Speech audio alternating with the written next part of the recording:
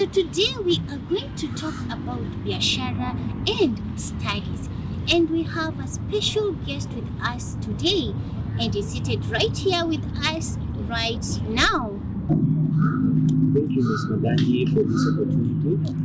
My name is Benson Barak, an entrepreneur and a student here at KUTV University. So Barak, Yes. talk to us about your business, what you do, what you sell, and how did you begin the business? Thank you so much, Ms. Madanji. As I had introduced earlier, I'm an entrepreneur, and being an entrepreneur, I fall into three categories. First of all, I sell eggs, boiled eggs to be precise. Also selling omena. I don't know whether I should call it daga or omena. Third, I'm into the business of selling some fish. Yeah. So you do sell omena and boiled and what else? And some fish. Fish. What kind of fish? When I say fish, I'm from the lowland. When we say fish, we are talking about tilapia and some Nile perch. Yeah. So you are into large scale fish business.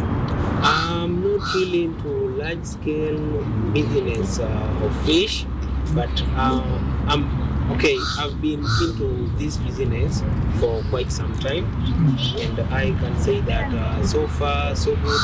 I'm not that small into business, and I'm not that large, but I'm successful. Nice, that's a good one. So our next question. So Barak, Yes. talk to us about your business. How did you begin your business and what are you majoring in that business? Thank you so much, Miss Madanji. Mhm. As I had mentioned earlier, uh, I mentioned earlier that I'm an entrepreneur. Yeah. Being an entrepreneur, I've ventured into selling boiled eggs, selling omena, and follow. Yeah, nice. That's And nice. on the matters when I started my business, or have you asked how I started my business? Yes, how did you start your Oh, I business? started my business 2023 Mm-hmm. when I joined campus Mm-hmm. because life was somehow hard on my side. Yeah. So I used my first help to Mm-hmm. invest into this business. Yeah, Yeah. yeah. So I would like you to tell our viewers how do you balance business and studies? Because you mentioned you have three businesses. How do you balance that with your studies? All right. First of all, I have to say that I'm kind of successful. As you Yeah, can see, I I'm can see. successful. Damn, that's So I've employed some people. Some are helping me for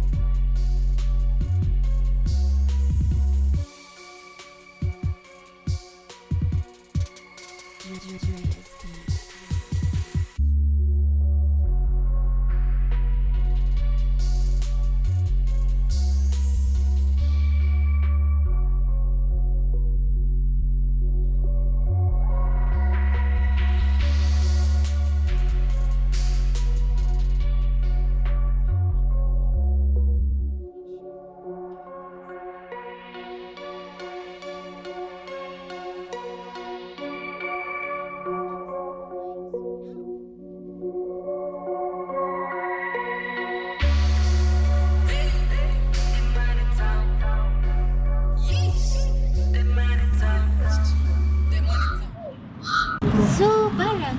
yes. Talk to us about your business, what you do, what you sell, and how did you begin the business? Thank you so much, Ms. Madanji. As I had introduced earlier, I'm an entrepreneur, and being an entrepreneur, I fall into three categories. First of all, I sell eggs, boiled eggs to be precise. Also selling omena. I don't know whether I should call it daga or omena. It's okay. Third, I'm into the business of selling some fish. Yeah. Yeah. So you So do this sell omena and my boiled and what else? and some fish. Fish. Oh, what kind of fish? When I say fish, oh, I'm from the lowland. When we say fish, we are talking about tilapia and some Nile perch. Yeah. So you are into large scale fish business. I'm not really into large scale business of fish, but I'm okay. I've been into this business for quite some time, Okay. and I can say that so far so good. I'm not that small into business, and I'm not that large, but I'm successful. Alright, that's a good one. So our next question. So Barak, Yes. talk to us about your business. How did you begin your business and what are you majoring in that business? Thank you so much, Miss Madanji. Mhm. As I had mentioned earlier, uh, I mentioned earlier that I'm an entrepreneur. Yeah. Being an entrepreneur, I've ventured into selling boiled eggs, selling omena, and follow. Yeah, nice. That's And nice. on the matters when I started my business, or have you asked how I started my business? Yes, how did you start your Oh, I business? started my business 2023 Mm-hmm. when I joined campus Mm-hmm. because life was somehow hard on my side. Yeah. So I used my first help to Mm-hmm. invest into this business. Yeah, yeah. Yeah. So, I would like you to tell our viewers how do you balance business and studies? Because you mentioned you have three businesses. How do you balance that with your studies? All right. First of all, I have to say that I'm kind of successful. As you Yeah, can see, I I'm can see. successful. Damn, that's So I've employed some people. Some are helping me for selling omena. mm-hmm, I have people on the ground, my suppliers. mm-hmm, So I don't really have to go to the market. yeah, So they bring the omena and the follow mm-hmm, right to my doorstep. mm-hmm. And on the eggs, that's where I'm into full time because I have Okay, to boil the eggs at night. yeah, When it comes morning, I have yeah. to start selling the eggs. Okay. So you do sell these eggs and the omena and fulu to students only, or do you sell even to the residents outside? Okay, my main shop is located outside the school, Okay. and I can say 50% of my business Mm-hmm. is carried outside the university. Yeah. Then 50% Mm-hmm. I'm conducting within the university. Yeah. So both the outsiders and the Mm-hmm. students Mm-hmm. are my clients. So Yes. I would like you to tell us, what do your classmates say when they see you doing this business, moving from a student to an entrepreneur? What do they say? Oh, Miss Madan, you have to understand that many people are not happy Mm-hmm. about someone's success. So I can't really say that many are happy about my success or they are not happy. I can't tell. But uh, let me say that my classmates have been so supportive in Yeah. this business because they Mm-hmm. are my main clients, Mm-hmm. and then they also bring other people to come into buying my goods. Yeah. So I have to say that thanks to them. What has been the most surprising thing you've learned about people since you started selling these snacks? Are you calling them snacks? They are snacks. I think they are kind of snacks, but Mm, with omena, particularly with omena and follow, mm, I think they are durable. They yeah. are not perishable because Yes. what is surprising me the most is that many students they are buying these goods into stock Yes. in large scale Mm, because with omena or follow is something you can keep for 1 week, 2 weeks without going bad. yeah. So many students have been coming to buy this omena Mm-hmm. in large. You find someone coming with 500 Kenyan shillings. With 500 Kenyan shillings, Yeah, yeah. we are talking about one gorogoro. Yeah. So with one gorogoro, it can take you for half a semester. Yeah. Yeah. So, okay, we do know that in the university we have a lot of snacks. We have the smocha, we have chips, we have this yani snacks that students can buy it fast and go back to their business of learning. So, in the hierarchy of snacks when it comes to the university, where does omena and fulu fall? Omena is at the top of the food chain. Explain to us. The reason why omena and fulu is at the top of the food chain, Mm-hmm. as I had mentioned earlier, Yeah. omena and fulu, they Mm-hmm. are durable. You can't compare them to snacks. And this is something I've seen with Mm-hmm. most of my clients. They don't buy for a daily, for a day-to-day consumption. And sorry, Miss Madanji, uh, I think omena and fulu Mm-hmm. are at the top of the food chain Yeah. because Mm-hmm. I'm telling you, I've never slept with stock for a week. Mm-hmm. It's always coming and going, coming and going. Wow. It's like people are they are cultivating these omenas. Yeah. Yeah.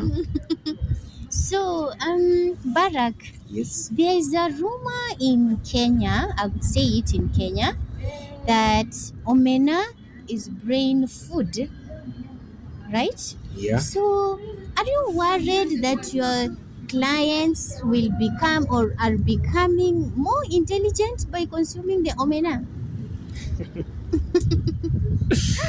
Miss Madanje, Yeah. you know, I don't know whether I should describe it as a stereotype, but it's just a stereotype.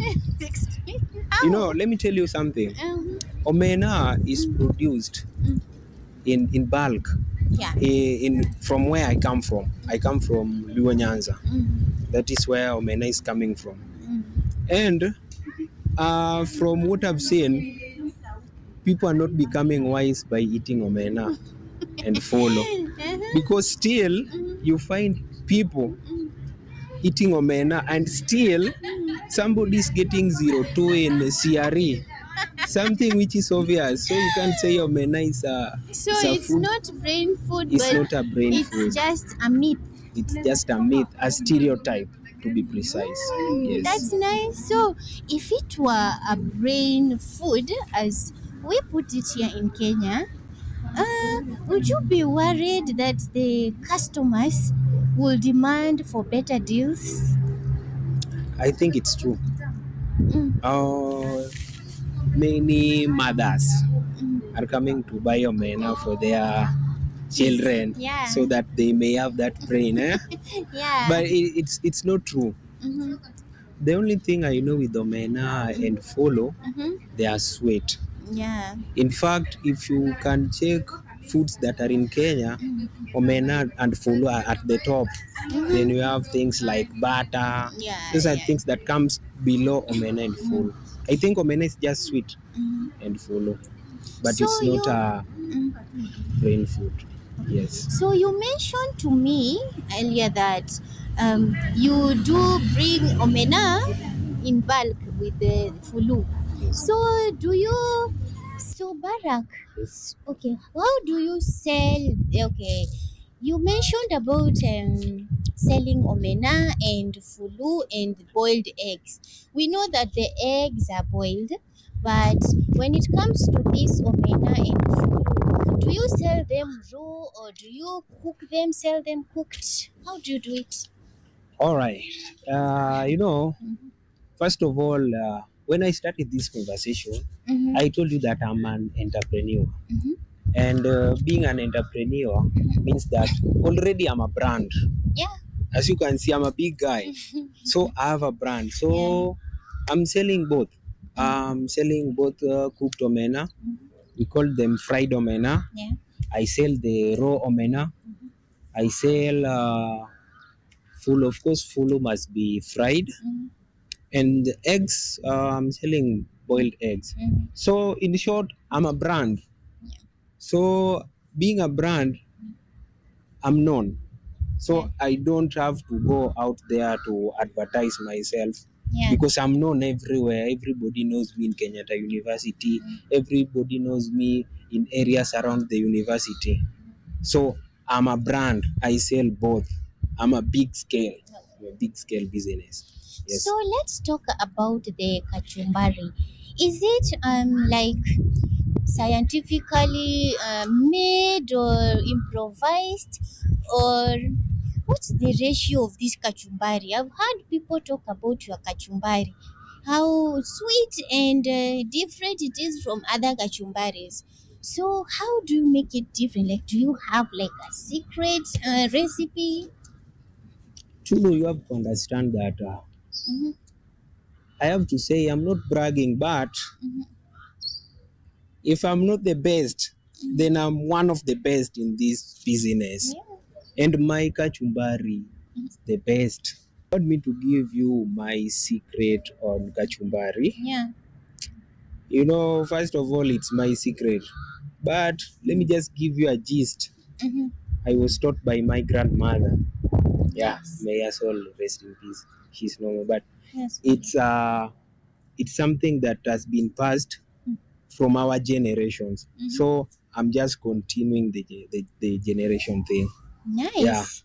So, if a student today approaches you with a proposal of buy one, get one free, would you agree, or how will that affect your profit margin? First of all, in a business of buy one get one free, Mm-hmm. that is loss. Mm-hmm. Because if you put it in a scale, which means in a ratio of two, one is going free. That is Yeah. loss. Yeah. So if I would use that scenario, Mm-hmm. of course I would still be making business. I will still be making profit, Yeah. but my profit margin will fall Yeah. from 100%. In 100%, it will fall up to around 40% because Yeah. my business is big. Yes. Yeah, my business is big, but Mm. it will be affected by Yeah. 60%. Oh. Yeah. So that will not be a consideration at all. What I would consider, Mhm. maybe buy three get one free. That is reasonable. Yeah, Buy it three is. get one free. Yeah. Yeah. Yeah. So let's talk about the omena. I know that omena is loved in Kenya, right? Yeah. You're not the only one selling omena right around this place, right? So what makes your omena different from this other omena? Oh, Miss Madanji, my omena are coming straight Mm, from the lake, mhm, Lake Victoria, to be precise. mm. And my omena are coming from a specific location in Nyanza. It's called Muru Bay. That is where I'm bringing my omenas from. Oh, They are fresh. So that is what distinguishes my omena from other omenas. Because some omenas are brought from Beta, some are brought from Remba, and my omena are from Muru. Being from Muru, they are fresh. Yeah. so you've talked to me before about expansion. Which building in this campus would you consider your next branch office? Or will Kenyatta University be a location you will take into consideration? Or in that case, I would consider OML. Eh? The reason why I would consider OML You know, OML, I don't know why people describe OML classes as being the toughest in Mhm. this campus. Mhm. And many people are flooded at OML. So when they come from OML, tired and frustrated, at least my Omena would boost their energy. Yeah. True. So, if Omena Tech were to go public on the Nairobi Securities Exchange, what would the what will be your ticker symbol be for that Omena? My ticker symbol will be MEN. MEN. Yeah. Meaning Men. men. Men. Meaning. The reason why I would go for MEN, Mhm. uh, first of all, men is a constant word. Yeah. So it would cater for both women, Mm. men, and it's also a short form of Omena. Okay. Yeah. So, let's talk about the egg while we end our segment. So, what what will be the time to table merit of one egg? Let's put ourselves in this scenario. There is a student who is late for a 7 a.m. class in the morning. Could you explain how you will prepare that egg within the shortest time possible? The shortest time possible I would take is 6 seconds. 6 seconds? Yeah, 6 seconds. Ah, ah, Yeah, because first of Barak. yeah, six Barak seconds. Mark Amos. Marco Yugis. It would take me 6 seconds, Miss Mm, Madanji. 6 seconds that's. because 2 seconds is for removing the eggshell. 1 second is to split the egg into 4 segments, Mhm. and the remaining part is to put the kachumbari in between the segments.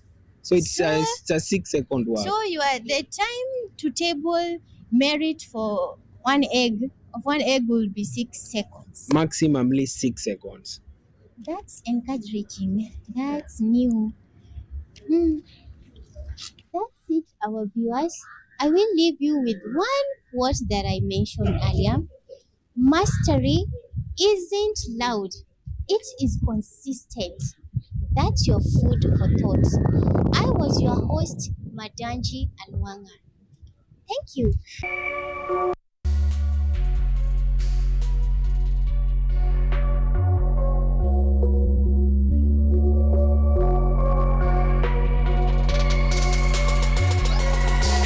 See, I look at you niggas, then I shake my head.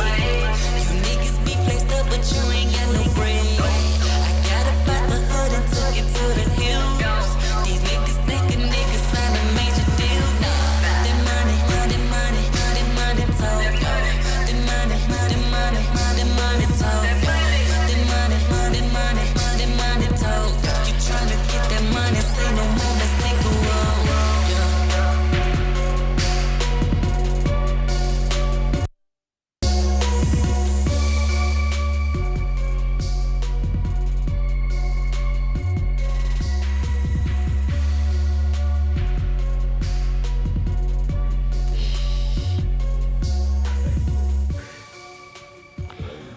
All right, a very good morning to you. Many thanks for joining us this morning right here on KUTV's Biashara Tuesday, a show that keeps you informed, updated, and of course educated on matters business, entrepreneurship, and leadership. Today we began the show a little bit different, out of norm. If you are always a resident here, you know that things are done a little bit different. But the reason why we have that is because we want to highlight those who are doing, who are inspired to get to businesses despite their younger age or despite being in campus or engaging in other activities.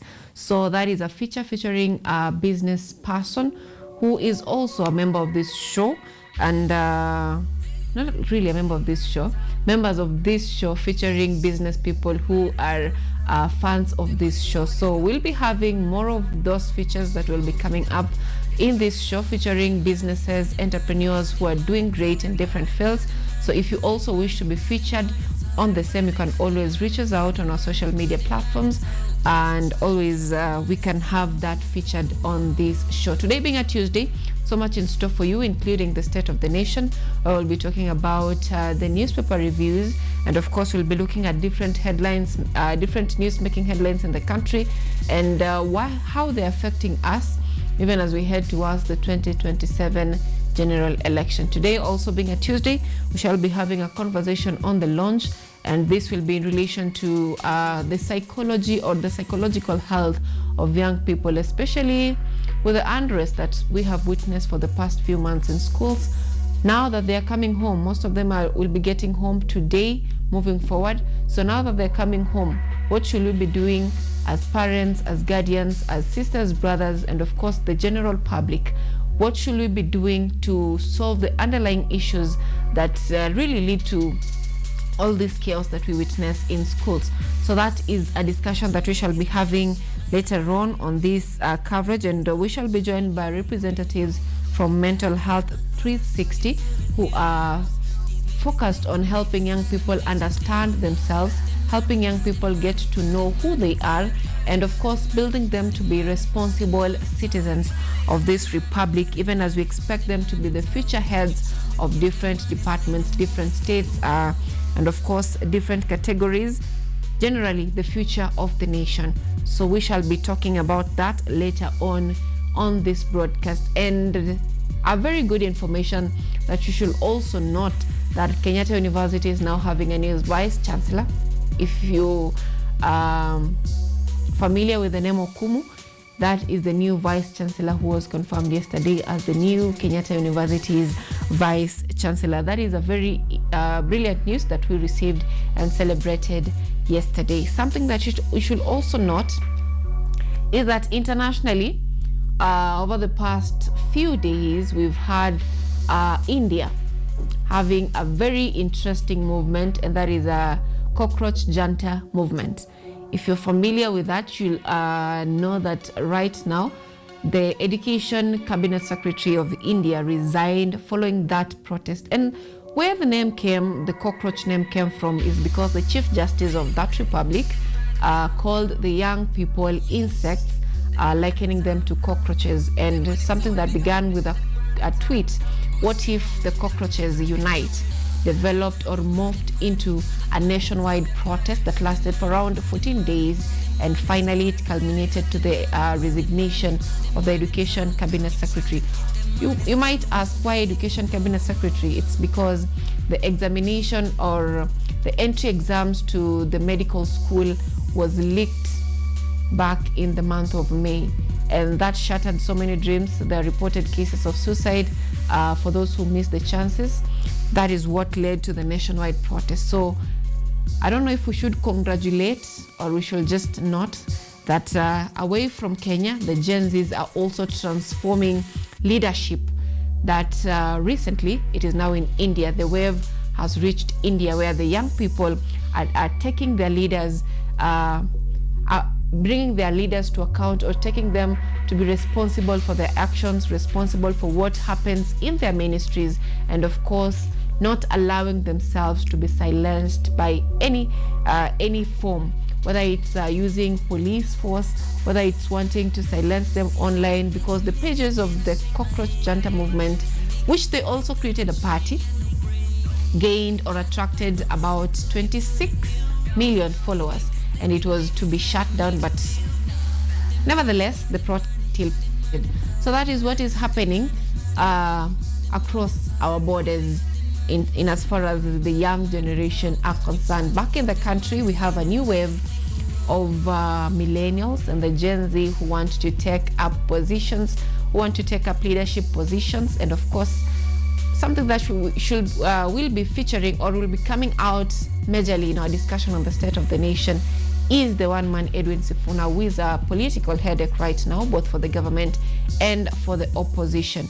That will be coming up later on during the newspaper review with our guest.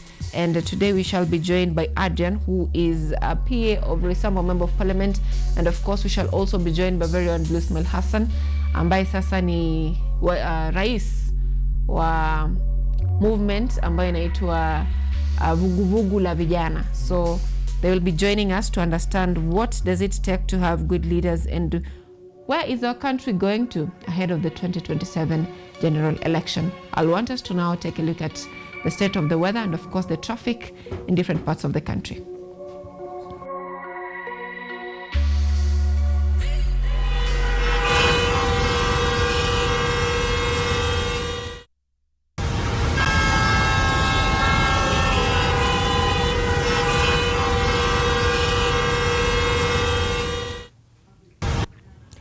It is 48 minutes past 7 a.m. and I'm looking at traffic in different roads leading to Nairobi Central Business District. To set us off is from where we are along Thika Road, and just as expected from Allsops all the way to Muthaiga Interchange to Pangani Interchange, there is a heavy traffic. If you're using that route, you might want to use a different route. Somewhere that you're also expecting traffic, as always, is if you're using the outer ring road from Utawala ukipanda kule juu kwenda Mombasa Road. So if you're using that route, you're also going to be staying on the road for quite some time. Jogoo Road today also looks a little bit heavy, and as far as traffic is concerned, areas around Makadara, if you're using that route, you're also going to be staying on the road for quite some time. We can't forget to mention Mombasa Road, and from Mombasa Road, from Capital Center all the way to as you're entering Nairobi Central Business District, if you're using Mombasa Road along that road from Capital Center, you're going to be staying on the road for quite some time. Of course, this is affecting all those tributaries joining Mombasa Road. Wale watu wanatoka Lang'ata, Kilimani, areas around those sides, you're also going to be staying on the road for quite some time. And the traffic is a little bit heavy around areas around Nyayo Stadium, the roads surrounding Nyayo Stadium. So if you're using either of the roads, you are going to be staying on the road for quite some time. Another significant area that you need to note is that if you're using Lang'ata Road, you are going to be staying on the road for quite some time at this hour of the day. Also, if you are coming from Ngong Road, you're going to be staying on the road for quite some time, and where you'll be staying on that road for quite some time will be around the junction between Ngong Road and Ring Road, Kilimani. You're going to be staying on that road for quite some time if you're using Ngong Road, and of course areas, the roundabout around Daystar University. If that route as well, you're going to be staying on the road for quite some time, all the way to Helsley Avenue. So if you're coming from Ngong Road today, along or around all the junctions and roundabouts, you'll be staying on that road for quite some time. Those are areas that I'm seeing very heavy traffic this morning. If you're coming from Kilileshwa, areas around the Oloitoktok Road are the only areas that you will be receiving or you will be having heavy traffic, but the rest of the road looks quite okay this morning. So if you're using those routes, it is quite an easy day for you. So the areas that I've mentioned that very high traffic this morning is areas around Thika Road, Eastern Bypass, Ngong Road, Lang'ata, areas that are having high traffic this morning. And of course, if you are in Nairobi, you know that the road from Mombasa Road, the road around All Saints Cathedral, if you're using that road by any chance, you're also going to be staying on that road for quite some time because of the construction that is ongoing and the closure of a part of the road. So that is of the traffic update as of 7:51 this morning. Let's take a look at the weather update, and this is according to the weatherman. And when I say the weatherman, I refer to the Kenya Met Department, who are telling us that who have given us prediction of the weather from this day, the 28th of July 2026 to the 3rd of August 2026. In as far as temperatures are concerned, maximum temperatures, average temperatures of more than 30 degrees Celsius are expected in much of Kilifi, Tana River, Lamu, Garissa, Wajir, Isiolo, Mombasa, not Mombasa, Marsabit, Samburu, and Turkana counties. So in terms of high temperatures, they are very heightened in areas along the coastline and of course the northern part of the country, as you can see on your screen. And of course areas around the central part of the country, they'll be receiving temperatures to as low as, which is less than 17 degrees Celsius. Those are areas that you're seeing dark patches of green, light patches of green. That will be between 17 to 20 degrees Celsius. That is as far as temperature is concerned, maximum temperatures. In terms of minimum temperatures, from the 28th of July to the 3rd of August 2026, the nighttime minimum temperatures, average temperatures are expected to be less than 10 degrees Celsius in some parts of Meru, Tharaka Nithi, Kirinyaga, Murang'a, Nyeri, Nyandarua, Laikipia, Nakuru, Kajiado, and of course Taita Taveta counties. So those areas that are going to be receiving very minimum temperatures of less than 10 degrees Celsius towards the night are areas around the central part of the country. That's the areas around Mount Kenya. They'll be receiving very low temperatures during the night. That is as far as the Kenya Met Department is concerned. In as far as rainfall is concerned, the weekly forecast, most parts of the country are expected to be genuinely dry, except some parts or some counties including Bungoma, Trans Nzoia, Kakamega, Nakuru, Uasin Gishu, Elgeyo Marakwet, Nyandarua, Nyeri, Murang'a, which may receive rainfall. So areas around the Rift Valley, areas around Nyandarua, Nyeri, Murang'a, they might receive temperature rainfall for the next 7 days, but the rest of the areas might be generally dry.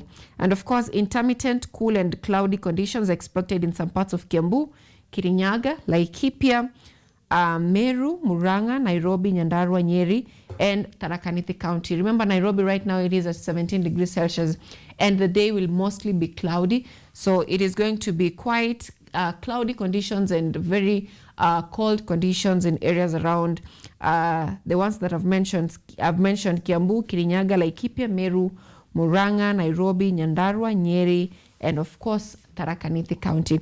That is the weather update from the 28th of July to the 3rd of August 2026 as far as Kenya Met Department is concerned.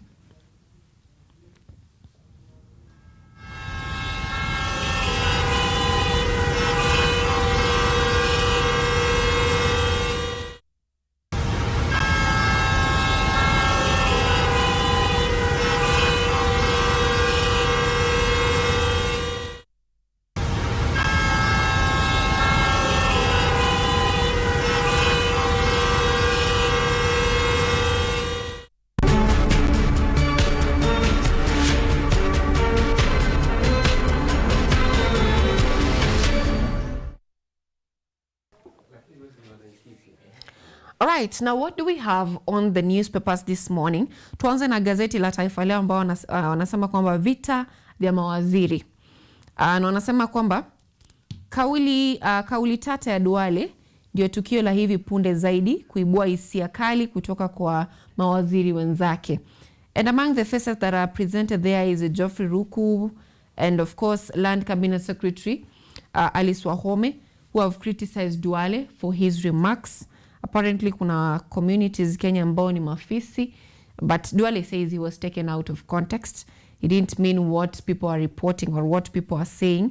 Taifa Leo wanasema kwamba huku waziri Duale akishambuliwa vikali na waziri Alice Wahome na viongozi wengine wa Mlima Kenya kwa dai la kudhalilisha jamii, Ruku naye amejipata pabaya kwa kutaka Mlima Kenya Mashariki ujitenge na Magharibi kisiasa. So these are just the push and pull of who of the mountain generally, where one party wants the mountain united, the other party wants the mountain divided. And of course that is among the stories on Taifa Leo. Other stories include raia wa kigeni apigania mali yake isiliwe na mke Mkenya. Maneno hayo si mageni jijini. Where foreigners come to the country and of course they get love. I don't know if it's always love, but apparently they get love and then get conned because of love. Maneno hayo si mageni jijini. So kesi hilo bado liko kotini. Na wanasema kwamba mahakama inavyoanika utajiri mkuu wa magavana, kesi mbalimbali dhidi ya viongozi hao zimesaidia kufichua mali za siri that is still on matters governance, na vilevile wanasema kwamba zaidi ya walimu 1034 kupanda vyeo. Serikali imetenga shilingi bilioni 2 katika bajeti ya sasa kufanikisha shughuli hiyo ya kuwapandisha vyeo. That is in relation to matters education.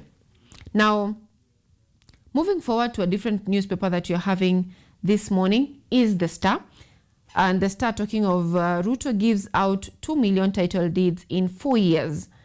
And they have highlighted title deed insurance that are given by the president in the 4 years of his reign. They're also talking of a glimmer of hope as HIV infections in young people reduce.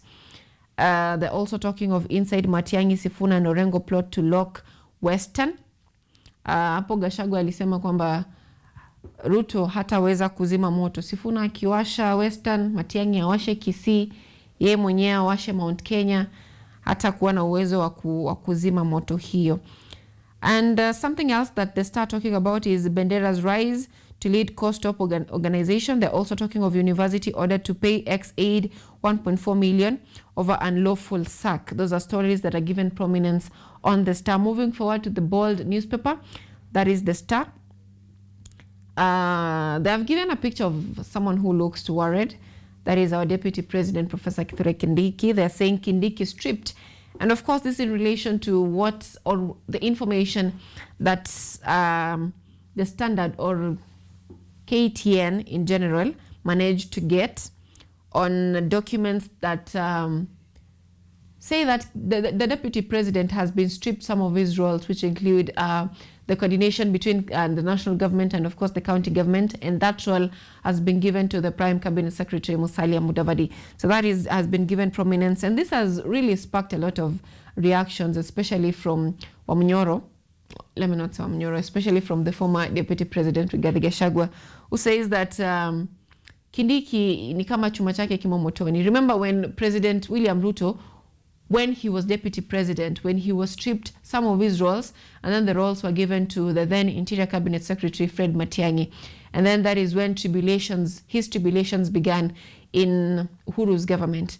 Apparently, that is almost the same script that is currently undergoing in the cabinet. I don't want to be insinuating something, but we've all heard Janelle saying that the deputy president's position is non-negotiable if they're going to be going to an agreement with the UDA government. So is it a similar story what happened to the then now President William Ruto, who was then Deputy President, when he was stripped of his roles and given to someone else?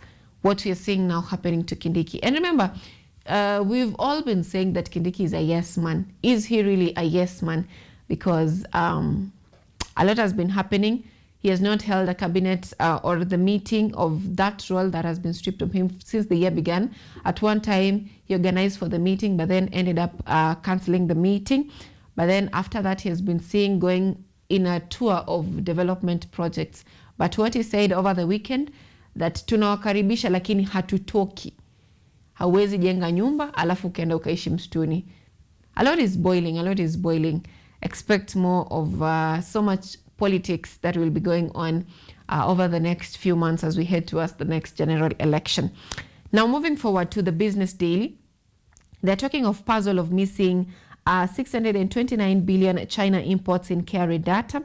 They're also talking of bank accounts, tip-off trigger seizure of 5.6 billion illicit wealth. They're also talking of taxes, propel infrastructure projects revival.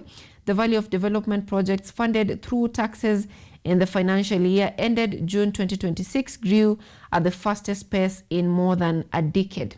Remember, this is the first month of the financial year 2026-2027, and we're having this report.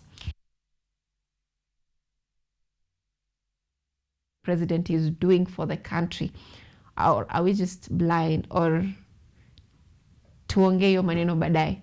But we'll get to know with the panelists as we'll be talking about the state of the nation. We'll get to hear what they're saying. Are Kenyans really being fed propaganda and they are following it and looking at politics? Wanaeka siasa kwa roho ambayo si maneno ya roho, and really being emotional on things that they should be looking with objective eyes.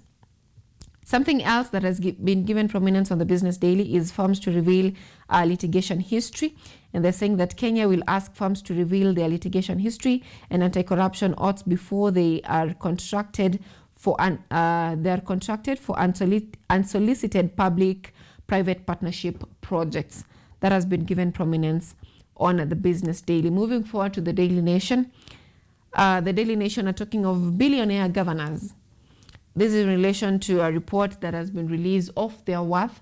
And of course, this mentions also private properties that they are owning. That has been given prominence on the Daily Nation. They're saying that cases reveal a striking pattern with each type of litigation exposing a different layer of wealth. This is in relation to, they've given several names. We have the likes of Waititu, we have Joho, we have, so many have been given there. Something else that I've been mentioned on Taifa Leo is the 34,000 teachers who are set for promotions, and the government presenting or budgeting 2 billion shillings for the same promotions of teachers. And in national news, the Daily Nation are talking of lobby joins battle against Rironi Mau Summit highway toll. So those are given prominence on the Daily Nation. Those are the newspapers that you're having this morning. And of course, that will sum up the that we shall be having later on the newspaper review. At this point, I want us to take a look at what is shaping the world of news this morning.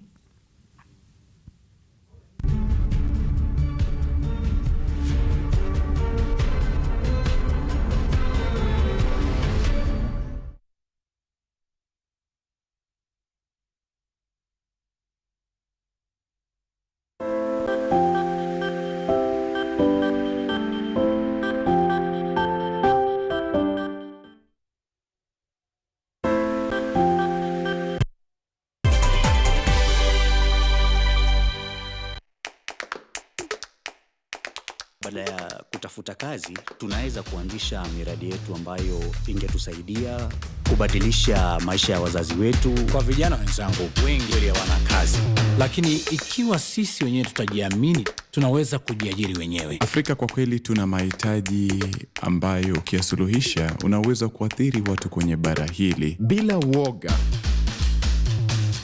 Watu huwa na uzalishaji zaidi, wanajawa na ujasiri, wanakuwa wabunifu na wanakuwa wenye maarifa. Niliamua kuacha kazi. Hata kama sitafanikiwa, nitakuwa nimejaribu, nitakuwa najua haiwezekani. Hakuna kitu cha ajabu hapa. Kila anayepata ufanisi hufanya kazi usiku na mchana. Kitu kitakusukuma na kuwezesha kupata maarifa ambayo hukuwa nayo. Tunajaribu kutengeneza kitu kitakachopita mipaka ya nchi hii. Ikiwa unataka kubadilisha ulimwengu, anza na nyumbani.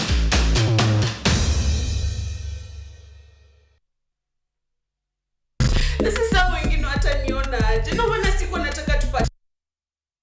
Sasa wengine wataniona aje? Na wana siku nataka tupatania hapa. Kerosene. Ati? Kerosene.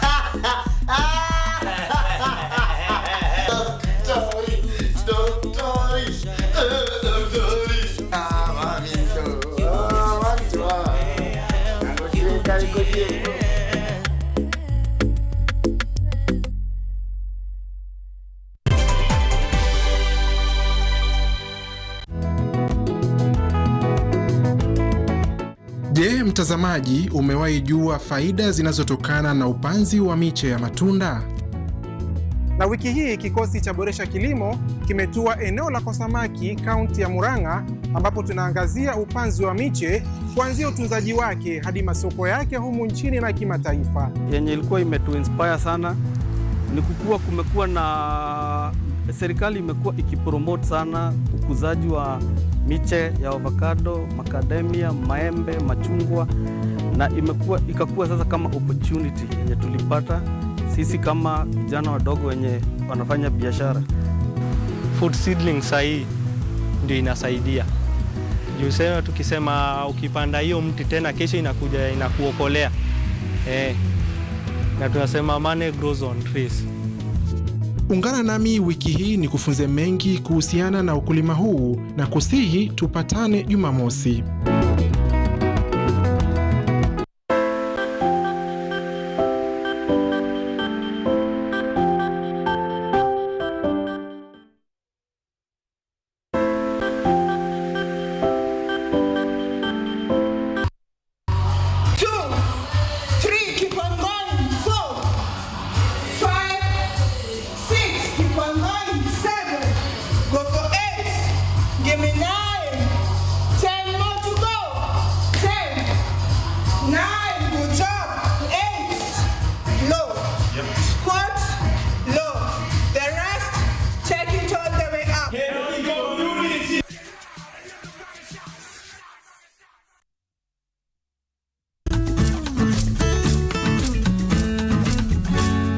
Hi, my name is Stella Tioi.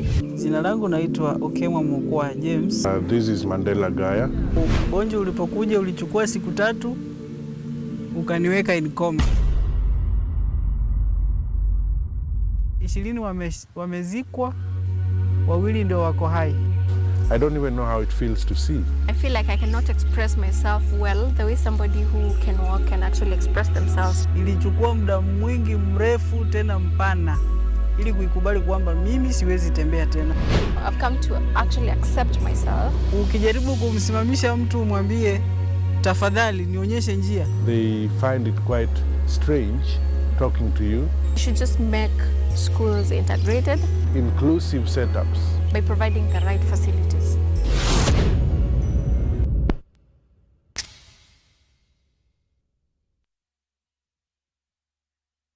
Get ready to embark on a journey into the exciting world of technology as we uncover the latest trends, interview top thought leaders, and dive deep into the world of tech like never before. Currently, we are facing the challenge in terms of finance. It requires one to move from different counties because we really need a large data set for our model to be more accurate. In this new and exciting series of the Technovation Show, join me, Yvonne Kimuma, every Monday 8:30 p.m. for a fun and thrilling experience as we explore the cutting-edge developments, meet visionaries driving change. Somebody who is in the underground mine doesn't know the presence of those gases. So there are a lot of gases involved. There is methane, there is carbon monoxide, and there's also hydrogen sulfide.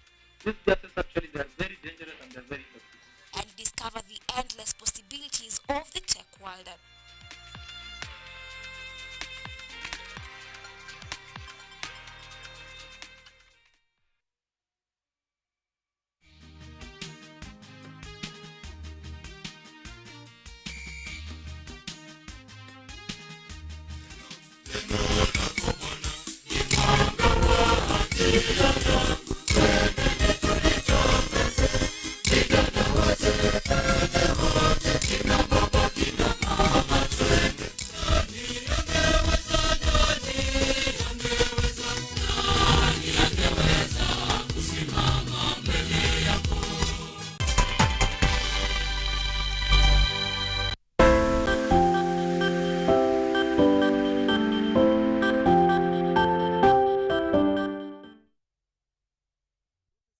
Okumu has been officially confirmed by Kenyatta University through Chairperson of University Council, Professor Clara Momanyi, as its substantive Vice-Chancellor, capping months of service in an acting capacity and ushering in a new chapter for one of Kenya's leading public universities. His appointment comes after the University Council expressed confidence in its ability to guide the institution through its next phase of academic excellence, research, innovation, and global competitiveness. Accept this responsibility with profound gratitude to God. Indeed, it is a deep sense of responsibility.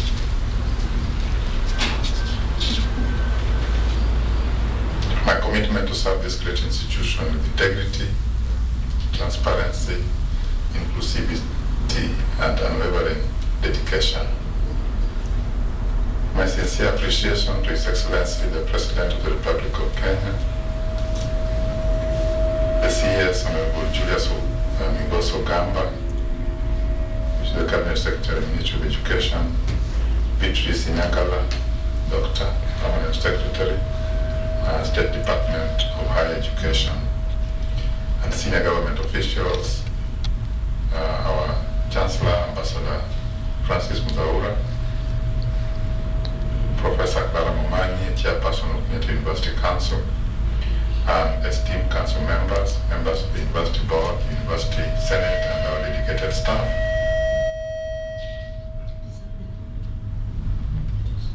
Students, alumni, and all stakeholders for the trust bestowed upon me. As we embark on this new chapter, our guiding compass will remain the university vision, that is to be a dynamic, inclusive, and a competitive center of excellence in teaching, learning, research, and service to humanity. The transition signals continuity in leadership while setting the stage for new reforms and growth. With him being an associate professor of physics, Professor Okumu brings nearly 4 decades of academic and administrative experience. He earned a Bachelor of Education Science from Kenyatta University in 1986, an MSc in Condensed Matter Physics in 1988, and a PhD in Condensed Matter Physics from the University of Leeds in the United Kingdom in 1996. He joined Kenyatta University as a tutorial fellow in 1988 before rising through the ranks to associate professor in 2004. I'm very, very excited that I'm being given this opportunity to steer Kenyatta University to the next heights. I know there are challenges in Kenyatta University, but with my team, with the management I have, with the staff you have in Kenyatta University, I'm very, very confident that we'll make it. Our students, we have great students here in Kenyatta University. Theirs is, I promise them good leadership. I promise them that the quality of education that we give, we'll always try to do our best so that when they get out of Kenyatta University, they have the best certificates. And we are leveraging on the new technologies for teaching and learning. And this is what we want to pay attention to. For our undergraduate students, for our postgraduate students, the support in research, research infrastructure, and commitment of staff to do their best. Professor Okumu is expected to serve a 5-year term during which he will oversee the implementation of the university's strategic agenda while building on the achievements of his predecessor and reinforcing Kenyatta University's position as a center of excellence in teaching, research, and community service. The University Council says it expects the new Vice-Chancellor to strengthen academic quality, deepen research and innovation, enhance financial sustainability, expand international collaboration, and uphold good governance, while positioning Kenyatta University as a global competitive institution. And we have now appointed our new Vice-Chancellor. We hope that the peace that we have experienced in the last 6 months will continue, and we are happy because God is always with us and we trust in Him. We expect that we are going to work peacefully with our Vice-Chancellor. We are going to cooperate with him. We are going to help him, assist him. We are going to work together for the good of this university. And we hope that we are going to take this university in a bigger step more than it is now. We are going to make sure that whatever we have said to do, our strategies, we are going to fulfill them. And we are sure we are going to reach somewhere. Because he's a man, as we have seen him in the last 6 months, he's a man who can deliver. He's a man who is hardworking, intelligent, very wise, and very calm. And those are the qualities we want from any leader. The university has been led by a succession of vice-chancellors, including Professor George Eshwani, who oversaw its transition into a fully fledged university and expansion of academic programs. Professor Olive Mugenda, the university's first vice-chancellor, who served from 2006 to 2016. Professor Paul K. Wainaina, who led the institution from 2016 to 2025. And now, Professor John Okumu, who assumes office as the substantive vice-chancellor after serving in an acting capacity. Edwin Nyamo, KUTV.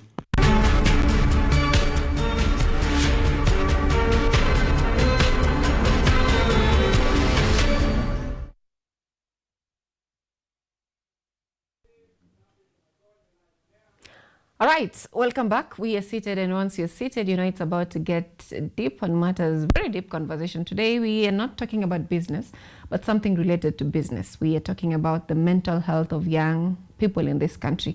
Over the past few months, or should I say few weeks, we've had unrest in different parts of the country. And if you are an older generation, you'd say that generation, they have a lot of freedom. Yani wanaamua tu tutaki kukaa shule and they're going home. Wanaamua tu chakula ni mbaya tunachoma shule, and nothing happens to them. Of course, we've had several of them getting to court. A sad story that was. But right now, I want us to have a different conversation. The national televisions have been talking about the Ministry of Education taking responsibility, ensuring there is safety in schools, dormitories being congested. We've had several of them question teachers, how they raise kids in school, how they discipline kids in school. But we rarely talk about the deeper issues that really the intrinsic motivation that leads to all these acts that you're seeing. And today I'm joined by representatives from Mental 360, who are advocate for young people's mental health, and they'll help us understand how well can we solve this problem from the root all the way to the top. How well can we have a better generation? Allow me to have the guests introduce themselves to you. Let me begin with you, Kelvin. Hi, good morning. My name is Kelvin Kinyo, licensed psychologist and a therapist from Mental 360. I'm very excited to be here, and I hope we have a very deep conversation. Thank you so much. Aur? Thank you very much. Good morning, everyone. My name is Jane Aworo Diambo. I am an educator and a licensed psychologist with an extensive teaching experience both in Kenya and Japan. And my teaching career extends to, classroom management, student well-being, teacher mentorship, and other things that we'll talk about later on in the conversation. I'm glad to be here today. Thank you. Karibu sana. Thank you for making time for us. Now let's begin with the award from just where you are. You have extensive knowledge with classroom management. You've handled kids of different ages, different backgrounds. You hear them talk of their problems. Some of them will report to you. Some of them you'll hear around the corridors. What do you think might be really causing this unrest, apart from what we say, entertainment ilitolewa usiku ikaletwa mchana, tulipewa mkate kidogo, chakula ina mafuta, and all sorts of things? What is really the cause of unrest in schools generally? I think first and foremost, we need to understand that if we have to generalize what is going on in all schools, we'll be, lying to ourselves. So first and foremost, we cannot generalize that one cause is, bringing up these fire tragedies within the school, and so we have to be very specific. And when you talk about our boarding schools right now, our boarding schools are accommodating adolescents, and an adolescent is someone who is in the age of probably like 11 years, 12 years, 13, 15, and so.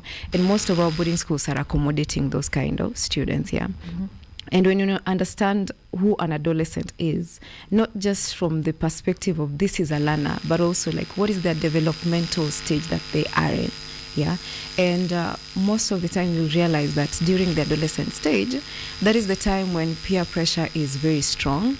And it is not just strong, but it is also pronounced. That is where they want to have a belonging somewhere, and they want to belong in a group. And apart from that, you also realize that their emotions become very intense. And why are we talking about emotions? We also have to look at the development of the brain, yeah? We have the part of the brain that is called the prefrontal cortex. And the prefrontal cortex, according to research, it continues to develop until the age of 25 to 30 years. And so that part of the brain is responsible for judgment and also impulse control. And so if you're talking about an adolescent who is at 14, then it means that their part of the brain has not yet developed fully to help them in regulating their impulses and things like that. But then you realize that, young people at that time, most of the time they tend to act or behave without necessarily thinking about the consequences of what is going to happen later on. And so with that understanding as teachers within the school environment, if we have emotional struggles among students and it is ignored or not being, it's not being attended to, those emotions will come out in aggression or absenteeism in classes or in schools, and it will also come out in risky behaviors or even unwanted behaviors like destruction of properties.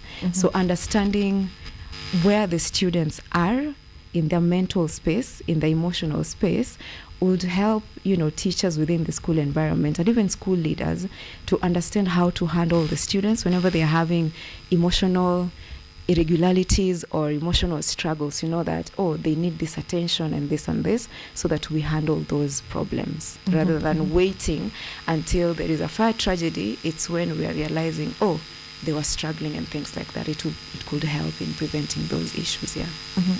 Now, Kelvin Award has mentioned something that has intrigued my mind, that the young people do not understand that, not all of them, some of them don't understand that there's consequences for their actions. Now, I don't know if we're losing our culture as Africans, because the fact that a child can cry and throw themselves on the ground and the mother just looks at them, there's this generation of parents that will have their child abuse someone and just look at them and, you know, say, anakwanga hivyo. So talk to us about how this culture is brought up, especially from childhood, it growing to a point where someone has already grown up na samaki ashakauka, so hatuwezi mkunja. True. So technically, if we're going to look through the stages, there's some stages we call psychoanalytical stage. So psychoanalytically, it defines how a child is supposed to grow, whether with rules, whether they understand rules or they do not understand rules. So I feel like sometimes there's a disconnection from parents and when to apply the rules and when to be strict.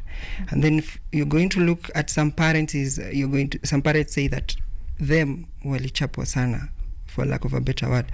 So them kuchapwa sana, they don't want to be that strict to their kids. But then if you look at especially at the adolescent stage from around the age of 9 to 17 there, it's a stage where the child understands the rules, but they need someone to be strict on them. So it doesn't technically means you have to be harsh on them, but you also have to teach them these consequences. So the lack of understanding of parents in that stage clearly shows that the child will definitely grow up without understanding these consequences. And then where they're expected to follow the rules, that is around 17, 18, they're expected to follow the rules automatically. They don't follow because they already know, if I do this, nobody will ask me. And then that is also where you see where teachers and parents fight right now, because the teachers feel like someone has to know these consequences. The parents feel like my kid should not know the consequences because I want them to grow in a safe environment. So safe environment doesn't technically means that there is no consequences. So maybe as a parent we should check of where should we apply the consequences and how we should apply the consequences.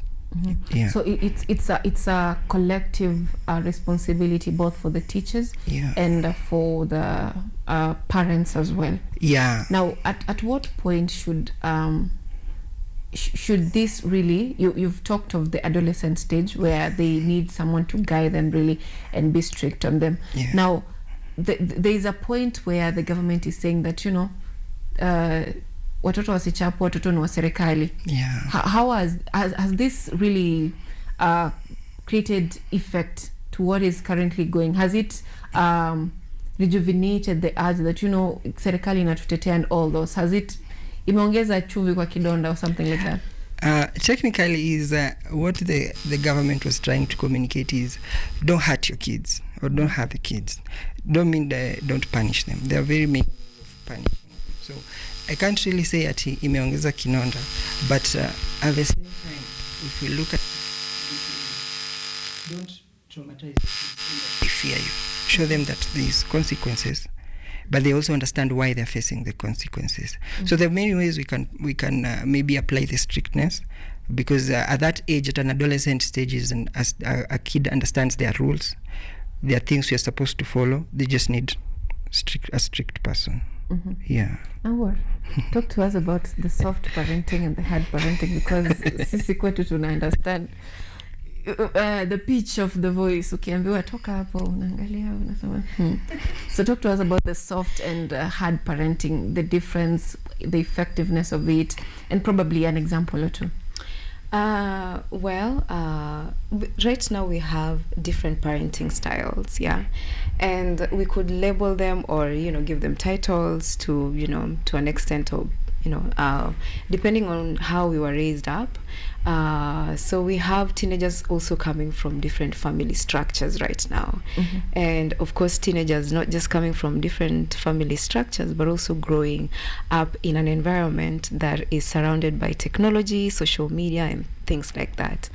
We have parenting styles that are authoritative, that are dictatorship, you know, dictatorship parenting styles that teenagers are also coming from them. And then we also have parenting styles that are more of like collaborative, where, like, you know, I can collaborate with my child. I can talk about something and agree with my child. I don't have to be the one who is the, you know, the authority. Nikisema hivi, that is what is being done. And most of us came from those kind of families where we didn't have to say anything. Whatever it is that our parents said, I don't want to see you with this friend, that's final. And the fact that, you know, if you are found to be in a space where you're raising and you're questioning, that was, something that was not totally accepted. And that showed that you were rude and you are a stubborn child. And like even in the olden days, children were being raised by the whole community. Right now we have the reason why we also have to talk about family structures is because things have changed, and we have families that would just want their child to be raised by their own self, not the rest of the community. Yeah, and that's why we see some parents who are very concerned when another parent is correcting their child and be like, where is your child? Why can't you correct your child? Why are you correcting my own child? And we also have those cases in schools where a parent would come to a teacher and ask the teacher or question the teacher, who are you to tell me that my child is stubborn? Who are you to tell me that my child is rude? And so because of that, we realize that if we have these different students coming in one school, we can't say that the students will behave in the same way. Yeah, because they're coming from different parental styles and parental upbringing. And so that can be it can be an advantage, because some of us would say that, I am who I am today because of how I was raised. My parents were strict. If they wouldn't have been strict on me, I wouldn't have been this kind of person. And someone else would say my parents were too strict and I came out to be the worst person in life. Right now, they really don't they don't support that kind of parenting that is really strict.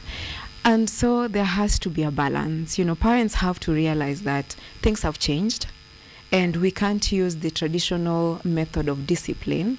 It is not in itself effective. The type of discipline that we need is one that is firm, one that is fair, one that is guided and also supported by guidance and counseling. That's why, the government tries as much as possible to ensure that there is counseling within the school, so that where there is any lack in terms of discipline that is found within the home, guidance and counseling can now come in to bridge those gaps within the school system.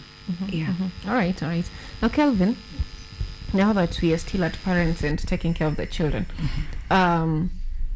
there is this notion that I have that most parents really don't know about their children. They know close to nothing about their children. Mimi mtoto wangu. And some children are black sheep, some are very good sheeps. And then it ends up being, recently I saw a post that SDA kids are the most perfect in having double lives. So parents are raising children knowing that my child is a good person, and yet they don't know their children. True. Talk to us about the effects of this. And it also happens to teachers. Ule mtoto anakuanga mpole sana, huwa ongei, but then if you ask friends, or you just mention in class, mkwe kama so and so ni mpole, and then the whole class goes like, you see, the fact that the older generation does not understand the younger generation, what causes this and what are the impacts of this? Mostly it happens in adolescence. So what happens is there's a stage we call identity versus misidentity. So identity versus misidentity is where now you as a person now get your own identity apart from being the child of so and so. So what happens is the parents know this student is the child of so and so, my child, but then at the same time this student is struggling to get their own identity. So and that is where my colleague here has said peer pressure now comes about, because they are trying to be like other students, being on their own identity, but at the same time at home they can't bring that identity. So there is something my colleague also said is about bringing that collaborative parenting, is where you have to understand my child is different when interacting with another person, and the way they're interacting with me is different. So bringing your expectation to that kid on how they're going to interact with other person is now where they're bringing, we have said SDA kids are very two different people when they're meeting with their friends and their parents, because they are bringing as an SDA kid is they are expected to be like this, but then outside there nobody is expecting them to be an SDA kid. They're expecting you to be you or be like us. So in the identity versus misidentity, you'll find a child balancing one or two more identities so that they can fit in, because they're trying to look for a place to fit in. So, and then when it comes, a parent is being told hawezi amini, because already the child has already fitted as their child, and then outside is already treated as an outsider. Even right now, I can say, for example, me, I don't think my parents know me very well. I don't think they know me very well because they already know me as their child. So if you tell them, Kevin is like this and this, but like, no, my child is like this. Because I had to create two identities, the one with other people and the one I'm at home. How then do we move from this? Is it being open-minded, being ready to, understand your child? How do we move from this, especially now that you're having most parents right now ndio jinsi wameanza kuwa parents lakini bado hawajafika age ya kuchoma shule. So most of the parents are either millennials or Gen X moving forward kule juu. So something they need to get is number one is you have to understand your child has to have their own identity. So you being open to that identity. And then now we are applying what we call the one I was saying about psychoanalytical is be strict on the identity they are going to. It's okay to have your own identity, but at least include the parental guidance I gave you. So you can be maybe a DJ out there. It's okay. You can be an extrovert out there, but also in that extrovertness, bring the guidance I brought up you with. So having a collaborative kind of parenting is very important. One time you're strict, the next time you're very okay. And I'm seeing, I think the ones who have tried to adapt mostly are the millennials who are currently having kids in high school. I see them trying at least allowing their kids to go outside and interact, giving them a choice in their dress. Kitambo, you did not have that choice. This is how you're going to dress this, and that's why unakuta msichana kijana anaenda na nguo mbili uko mbele anaenda kuchange. So right now we should really encourage that collaborative, especially to adolescent parents. Understand that your kid has a different identity and it's okay. All right, that's fair. How would mentally healthy ecosystem or school or a family look like generally? How does it look like? Because we're always talking about mental health. How does a healthy person look like mentally, especially for the young person? That's a very good question. We can say that mental health is a state where a person is, or an adolescent or a young person is able to operate in a normal way. They're able to, you can't say that we can eradicate stress in entirety because it's part of us as human beings. And so being able to handle stress without reaching to an extent where we are mentally breaking down. And when someone is mentally breaking down due to a lot of stress that has not been handled, then that's a different case. Now they are having mental health, challenge or, a problem which needs to be addressed. And so for starting with the school, for the school to be a safe space where students can really, learn, not just learn, but also instead of feeling the fear that is there, but also feeling safe. Number one, there has to be, a positive relationship between teachers and students. I know over the couple of years, because of these fire incidences and, some of the incidences that have been taking place in schools, some teachers have been shying away from, having a positive relationship with students, because sometimes we find incidences where a teacher is implicated because of something that happened, and so they, some teachers take that to shy away from, I just want to go to class, teach, and go back to this, to the workspace, move on with my life. I don't want to know what's going on with this student or anything that way. And so having a positive relationship with students, instead of, as a teacher, instead of just asking, why did you do your homework? Where is your socks? Why are you dressing in that way? Also ask, how are you doing today? The students will know that someone cares for them. But then if you are constantly just asking, why did you do this? Why are you doing this? Why are you misbehaving in class? But then we're not really looking at what could this student be struggling with. Let's try and tackle what they're struggling with before moving to the next step. And so another thing could be, this is a collaborative work, not just the teachers. Parents also have to realize these teachers cannot do this on their own. Discipline starts from home. The parents are the first educators of their children. because the first contact that a child has before they go to school is the parents, yeah. And so the discipline that the parents have with their students, with their children at home, it is reinforced now in school. And when it is reinforced in school, later on in the community, it is supported. And so the parents have to play their role. Each and every person has to play their role, ensuring that you're disciplining your child in a very positive way. And also parents could also be working on their own emotional well-being, so that they're not transferring anger to the children and all that. And because if you transfer the anger to the child, when the child comes to school, the child may start bullying other children, because the child wants to also relieve that anger that is there, or that, the emotional struggle that has been there. And because they can't relieve it at home, then they come to relieve it in school. And so, parents have to create an environment at home where they can have conversations with their children. What is going on in school today? What did you learn? What are you struggling with? And not asking in a way like, I want to implicate you, I want to crucify you if you make a mistake. Because even the parents themselves, they made mistakes when they were teenagers or when they were in high school. And so parents have to ensure that they're interested in their school, in the school activities of their own children. And then later on, when they send these students to school, the students are also able to find adults that they can trust. Like when there is any plan that is about to happen within the school that is dangerous, let's say for example, kuna watu wenye, they're planning to ban the school, and the students have trust towards the adults, then the students will report those kind of things before they eventually happen. But if there is no trust within the school among the adults and also the teachers, because of the lack of positive relationship, then this kind of things will happen. But then, instead of preventing them from happening, we will be reacting towards tragedies that have already happened. Yeah, that's quite fair.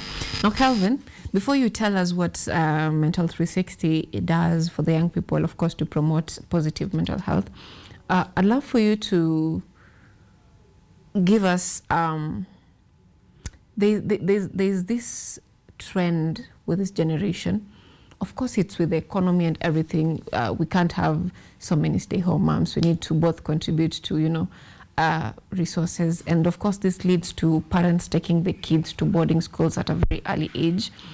Could this have an impact, or could this have an effect later on in their lives? Because there's this idea of parents becoming donors, because what the child knows is, I don't have money, I call that. I don't have this, I call that. So there's that broken relationship, and then your parent becomes like a mini ATM, where you have problems, they would solve their problems. Could this have an effect? Yeah, it does have an effect, especially if the child is, for lack of better terms, ametupwa boarding. So it does have an effect in the fact that parenting is a very key role in a person. It's where a person understands how to love in the future, how to socially connect with others, how to fend for themselves, how to have support. So it contributes a lot, and some of the majority cases we're dealing now as therapists right now is what we call parental neglect, where a child does not know how to interact, where how the child was parented earlier is affecting them. And when you see a parent having that disconnect with the kid, when they grow up, you'll find the kid struggling with how getting into relationship. They're getting into toxic relationships. They are unable to thrive well at work. They are unable to thrive well with neighbors. So it kind of creates that disconnect, because all the support the kid knows is money, or the support the kid knows is a teacher, and the teacher is very strict to them. So you'll also find them not being able to communicate themselves properly, rebelling, because all they know is someone is strict at me and I don't want someone strict, I rebel. So I've beaten up someone, I call someone to help me money so as to cover it. So it's very important on how a kid socializes, because it is affected by the parent. Is there an age that you think is appropriate for a child to be taken to boarding school? Is there a minimum age or something like that? Technically, I think there's a stage of from around let me say from around 10 years. And they are already in their young stage. They've received a good parental support, but still, even in that 10 years, the parent should be very active. And that is why there used to be a rule, kitambo in campus, you have to be 18 and over to be in campus, so that the parent has fully interacted with the kid. The kid is now at 18, they are able to now make their own decisions, they're able to drive. Asikuje tena campus tena anategemea wenzake. Yeah, or maybe anashindwa kukaa na wenzake. Yeah, so I can say maybe at 10, but still the parent should be very nini. So also the idea of having a day school, it's not bad. But the parent is there. Active. Yeah. Right. So the parent should not be ignoring all these what they call them, clinics. Exactly. Because the clinics, they're always sending their elder sisters and elder brothers to go for the clinics. Now talk to us about what 360 does, and of course the impact it has had. So Mental 360, we are a non-profit social enterprise, and where we offer access to mental health care through community-based programs and quality mental health care. Our mission is to be able to offer access and we can say also quality, easy access and quality mental health care to everyone, and at an affordable rate. We always say that. We also do have our corporate side where we offer corporate mental health care for corporate people. And some of the projects we have undertaken is the community-based programs such as Nakujali. And then we also have a Rafiki program. A Rafiki program is where we advocated for mental health champions, mostly in the slums, where people can reach out to the Rafiki and then the Rafiki reach out to us. So we offered PFS to the Rafiki. Also currently we are at schools, we are doing Boma Wellness Clubs. So Boma Wellness Clubs is we can say a psychology club for the students, by the students to the students. So we offer training to the students on basic mental health education, and then the students now reach out to other students. So it creates a place for support, not just the teachers and the parents, and it also creates a leeway for the kids to receive mental health support. Yeah. All right. Now you'll use his mic because there is a little hitch on that. Now, as you get that, please talk to us as we conclude. How well can we get to a better Kenya with a very healthy system when it comes to psychology, mental health, from policy, advocacy, to our leaders, to schools, to hospitals, to NGOs, PBOs, all this? How can we get to having a healthy Kenya mentally? Thank you. I'm glad that you mentioned all those, aspects of what we have in Kenya. And so, first, just realizing, number one, that school safety is a responsibility for everyone. If we start blaming the teachers, we're not solving the root problem. If we start blaming the parents, we're not solving the root problem. If we start blaming the community, we're not solving. We all need to sit down and talk to one another. Where is the gap missing? And how can we bridge this gap so that we are not having this recurrence? Because I think one of the thing that is worrying the most is that it's a recurring thing. It's not just a one-time event and then we forget about it. We've been having these cases from 1991 all the way to right now with the current, with the recent fire tragedy that happened at Tumishi Girls. And so we need to move up beyond reacting after tragedies have happened, but rather strengthening preventions. We already have systems in schools like, emergency assembly points. Do students know where these emergency assembly points are within the school? We have things like St. John's ambulance in some of the schools. Is it possible for all schools to be having St. John's ambulance where students can be taught how to extinguish fire? Do school systems have extinguishers? Are they regularly checking on, electrical wiring within the schools? Are schools, also also taking part in ensuring that they are preventing things before, the fire tragedies happen. Because most of the time we realize that, the fire tragedies are just a symptom, but then there has been other underlying problems that have been happening much earlier.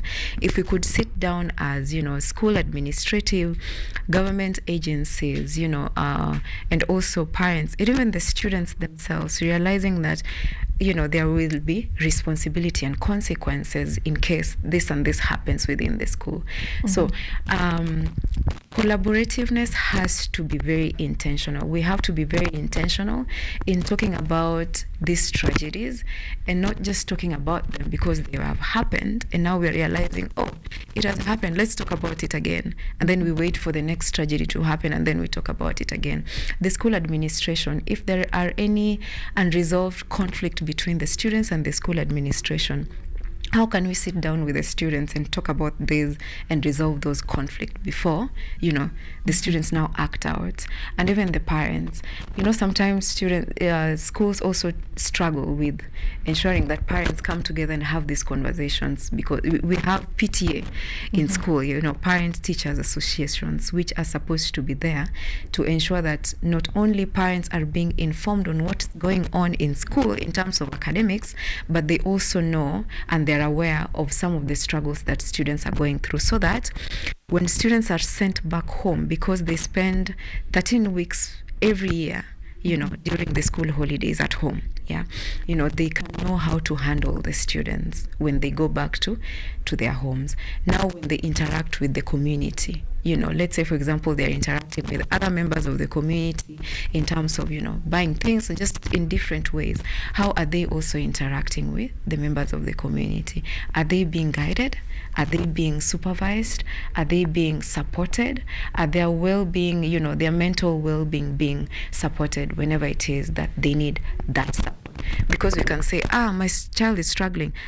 That's just a mood swing that is going on. Let's wait until the next day. You see, the next day the child is not talking. They're withdrawing themselves. They're, isolating themselves. And you're like, they're just an adolescent. They're going through a stage. They will come out of it. Having those kind of presumptions are not really helpful. We need to tackle the issues when at a timely manner, so that we prevent, the various symptoms or the various, events that later on occur when they're not supposed to be occurring. All right. Yeah, thank you. Now, Calvin, you will respond. We have questions from our online audience. Someone is asking, do you think it is normal for young people to behave differently in different environments, or should they strive to maintain the same identity everywhere? Why? That is question one. We have another question. How can parents recognize when their child is struggling to balance different identities, and what support should they provide? Then the last question, also directed to Calvin, they're saying that, Calvin, in what ways does peer pressure contribute to young people presenting different identities at home and among friends? It's general questions on identity. Technically, basically on the stage of identity versus misidentity, like we said, is a kid is trying to create their own identity. Like, for example, who is Kelvin? It's not apart just from the child of so and so. So number one is there's a question they've asked of peer pressure. Peer pressure plays a very important role. And that is where they're trying to identify themselves with a certain group, because they feel that is the correct group they're trying to be in, especially in high school, where they want to be cool, where they want to be known for maybe dancing, TikTok, Instagram. And what I always say is it's okay to make mistakes in that stage. So rather than look at is it bad balancing, it's okay to make mistakes. What you as a parent you're going to is support them and tell them this identity is not working for you. It's not aligning with the parental thing I was trying to do with you. Try to look for something that at least has has respect, or maybe has a certain aligning with what I have taught you. So that is where now support as a parent comes. When you are open to them making a mistake, is they are saying, okay, my parent is okay with me making a mistake, but at the same time they're giving me the confidence to try and identify myself. So you as a parent, rather than looking at it as it's a bad thing to have different identities, try to support them in finding the correct identity. And another thing you also need to notice is in that identity stages, rebellion is very common. So rather than trying to control the identity they're going to have, is support them, because if you control, they're definitely going to rebel. What was the other question? I think we're not getting. I think you've responded to all questions. They were all on identity, recognizing them, parents recognizing them, and also peer pressure. Yes. Yes, that's in order. There was also a question directed to Award, but I think she responded to that, where someone asked, so if kids don't get punished, they won't be any more school being set ablaze. And of course, you responded by saying that it's a whole-rounded responsibility for government, teachers, parents, and everyone in between. So mdomo tupo kisogo. We'll be closing it from here. Thank you, because I know these are conversations that can go on for the whole day. So, ladies and gentlemen back at home, thank you so much. This has been On the Launch, of course, with the Health 360 coming to help us understand how well can we solve mental health problems, especially for the young people from the root, not just saying that dormitories ilikuwa congested and not really understanding why children do what they do. Coming up next is the State of the Nation, and of course that will be on Newspaper Review. Stay tuned for the same after the break.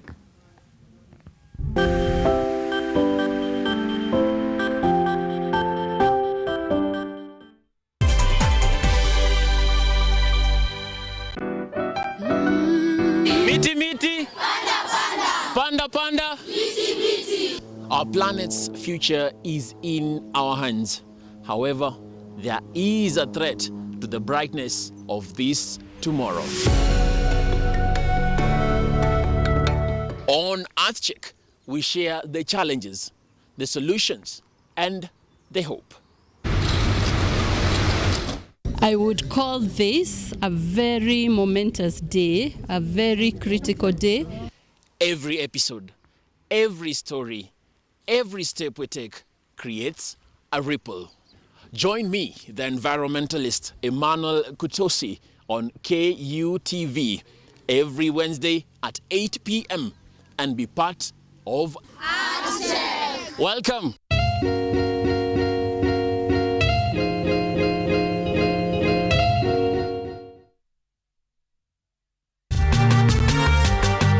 Wanasema kula uhondo kwa taka matendo, na bila shaka matendo yake yakazaa uhondo. Bidii na panda shuka zake zikamfanya awe mwanga wa dunia.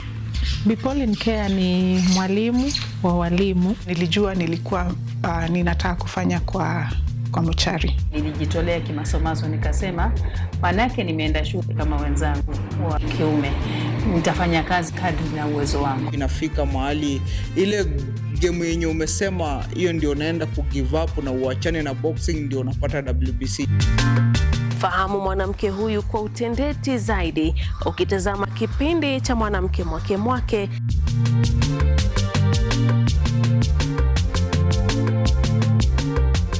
Kila Jumatano saa 2:30 usiku, ukiwa nami Caroline Kimwele.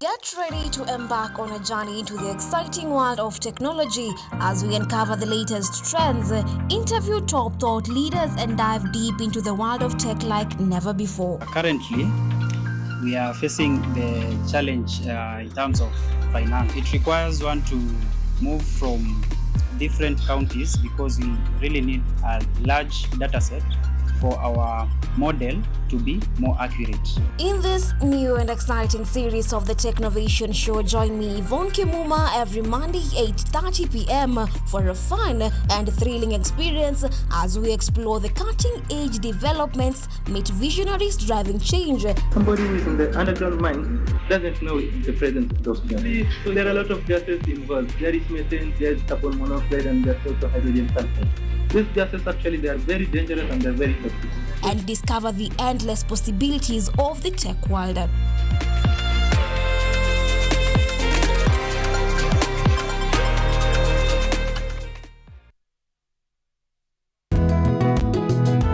Kila safari huanza kwa hatua moja.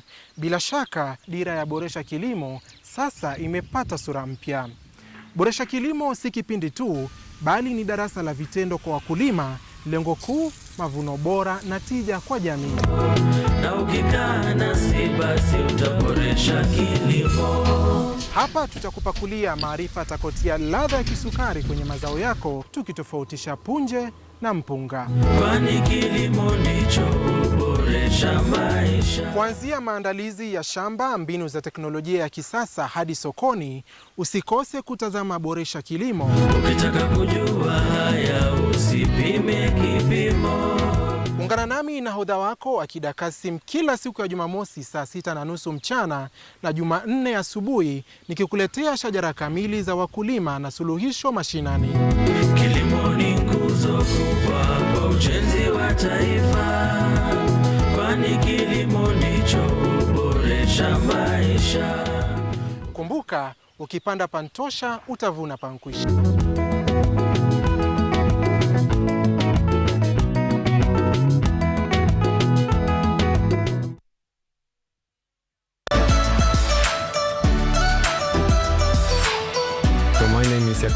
I'm Associate Professor in the Institute of Philosophy of Jagiellonian University in Krakow, Poland.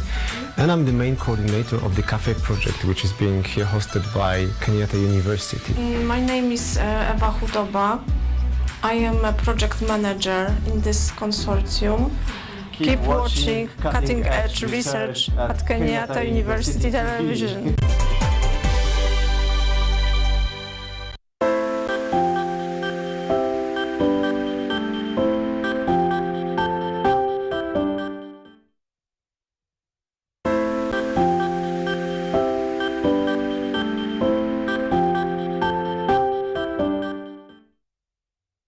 When we restore landscape, Her Excellency sees engineering helping communities harvest more water efficiently. When we encourage kitchen gardens, she sees engineering improving irrigation, food production, and behind every successful development program is someone who designed a practical solution. May more solutions become from each one of you for Kenya. Engineering at its best is an act of service, and that is why your profession matters so deeply. But allow me to challenge you. As AI advances, as smart cities emerge, as robotics reshape industries, as data becomes the world's new currency, do not only ask, what can technology do for our profession? Ask, what should technology do? You switch the question. Because innovation without humanity is incomplete. Technology without inclusion leaves people behind. Progress without purpose is simply movement. The future Kenya needs is one where intelligence is matched with compassion. Ladies and gentlemen, the future is not something we inherit. It is something we engineer. Years from now, a child across a safer bridge, a mother will cook. A child will cross a safer bridge. A mother will cook from a kitchen that has no harmful smoke. A farmer will harvest more food because they've been able to get some rain. They've harvested the water. A community will have clean water. A city will become more resilient, all because of an engineer in this room. That is your legacy. Never, ever underestimate it.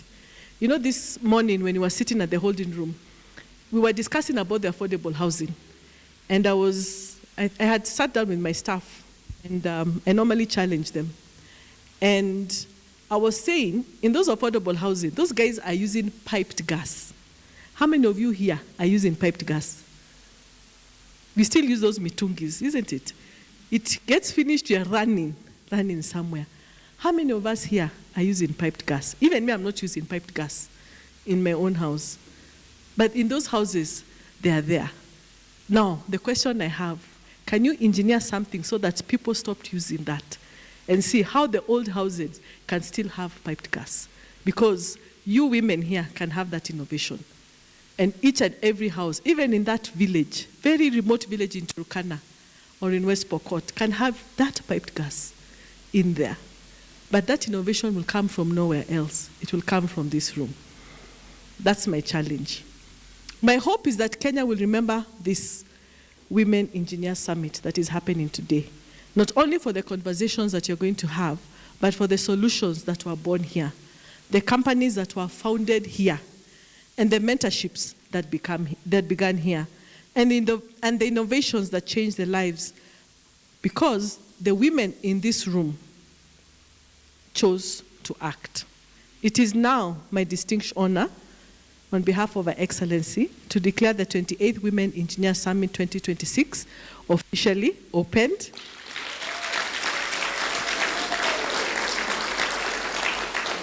May God bless you. May God bless the institution of engineers of Kenya. May God bless the women engineers. And may God bless this great republic of Kenya. Thank you so much.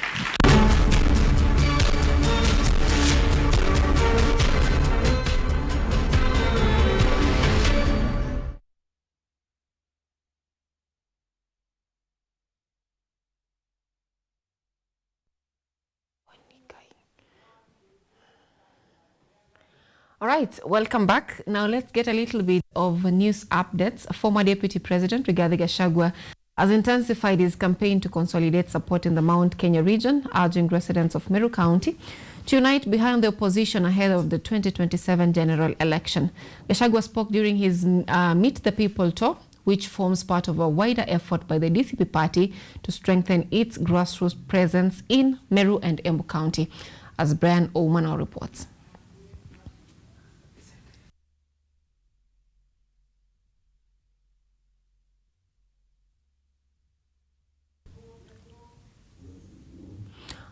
And the Institution of Engineers of Kenya, IEK, has called on women engineers to take up leadership roles in developing innovative solutions that will drive national development.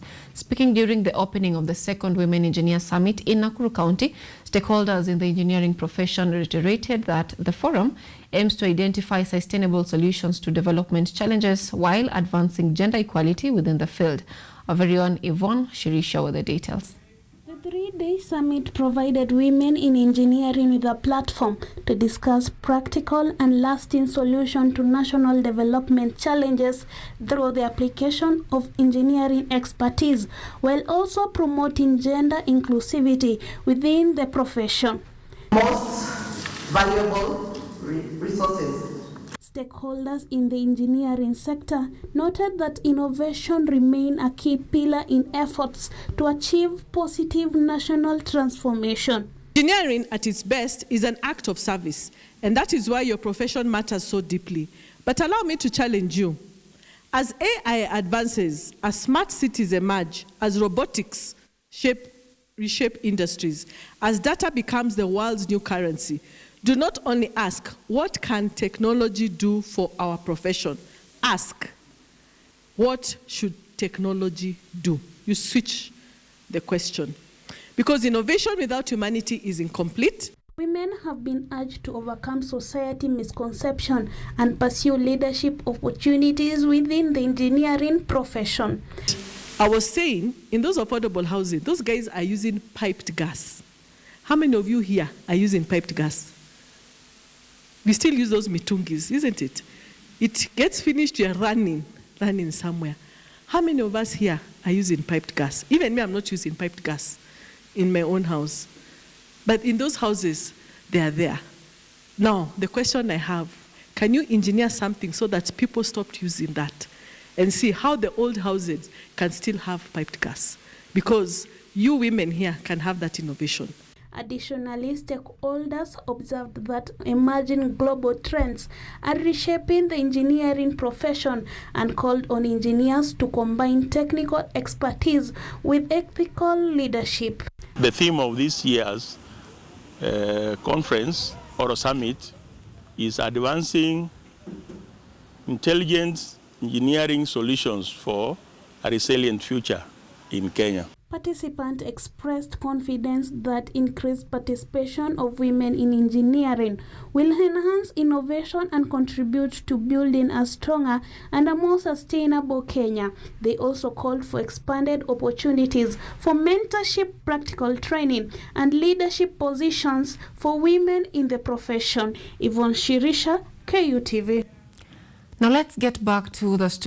Former Deputy President Rigathi Gachagua met the people of Embu and Meru County for a Meet the People rally. Addressing residents in Igembe sub-county Meru, the former Deputy President Rigathi Gachagua criticized the Kenya Kwanza government over the high cost of living, saying many Kenyans continue to struggle despite government promises. Gachagua called for political unity across the Mount Kenya region, saying a united voting bloc will strengthen the region's influence in national politics. Jana ametuma Duale, anasema ati watu ya mlima Kenya ati sisi ni mafisi. Ni matusi. Wewe Kasongo, bora unatuma Duale kutukana watu ya mlima Kenya. Ati unasema sisi ni mafisi. Mimi nakwambia Kasongo, nikiwa hapa Igembe, nikiwa kiongozi ya mlima Kenya, nikutangazie, umetuita mafisi tumekubali. Wewe ujue mafisi ya Igembe wataamuka asubuhi mapema mwaka ujao, wakule wewe, wakutafune na wakumeze uende nyumbani. The former deputy president urged leaders to put aside internal rivalries and work together, arguing that the opposition was building a formidable alternative ahead of the next general election. He maintained that the opposition will present what he described as people-centered agenda, focus on economic development, accountability and inclusive leadership. Watu ya Igembe North wanauawa hapa kama kuku ama mbuzi, na wewe umenyamaza. Ati unasema ati unaweza pewa kura hapa na watu ya Igembe North. Mimi nakwambia Kasongo, wewe umegusa live wire. Ile damu imemwagika hapa Igembe North ndio itapeleka wewe nyumbani. Umemwaga damu ya Waigembe. Ng'ombe zao zimeibiwa, wamama wameuawa, wazee wameuawa. Kila mtu hapa anakaa na uoga na unajifanya ati wewe ni president ya Kenya. Wewe ni president ya saa ngapi? Akwende. The Igembe stop is part of a broader Mount Kenya mobilization tour that includes Embu and Meru as the DCP party seeks to expand its grassroots network ahead of the 2027 polls. With the 2027 political contest steadily taking shape, Gachagua's Mount Kenya tour underscores the growing battle for influence in one of the Kenya's most decisive voting blocs. Brian Ouma, KUTV. Tobacco farmers in Kuria West, Migori County are seeking government intervention after allegedly failing to receive payment for tobacco delivered to 2023. And as Mel Kathoya reports, the farmers say the prolonged delay has left over the welfare.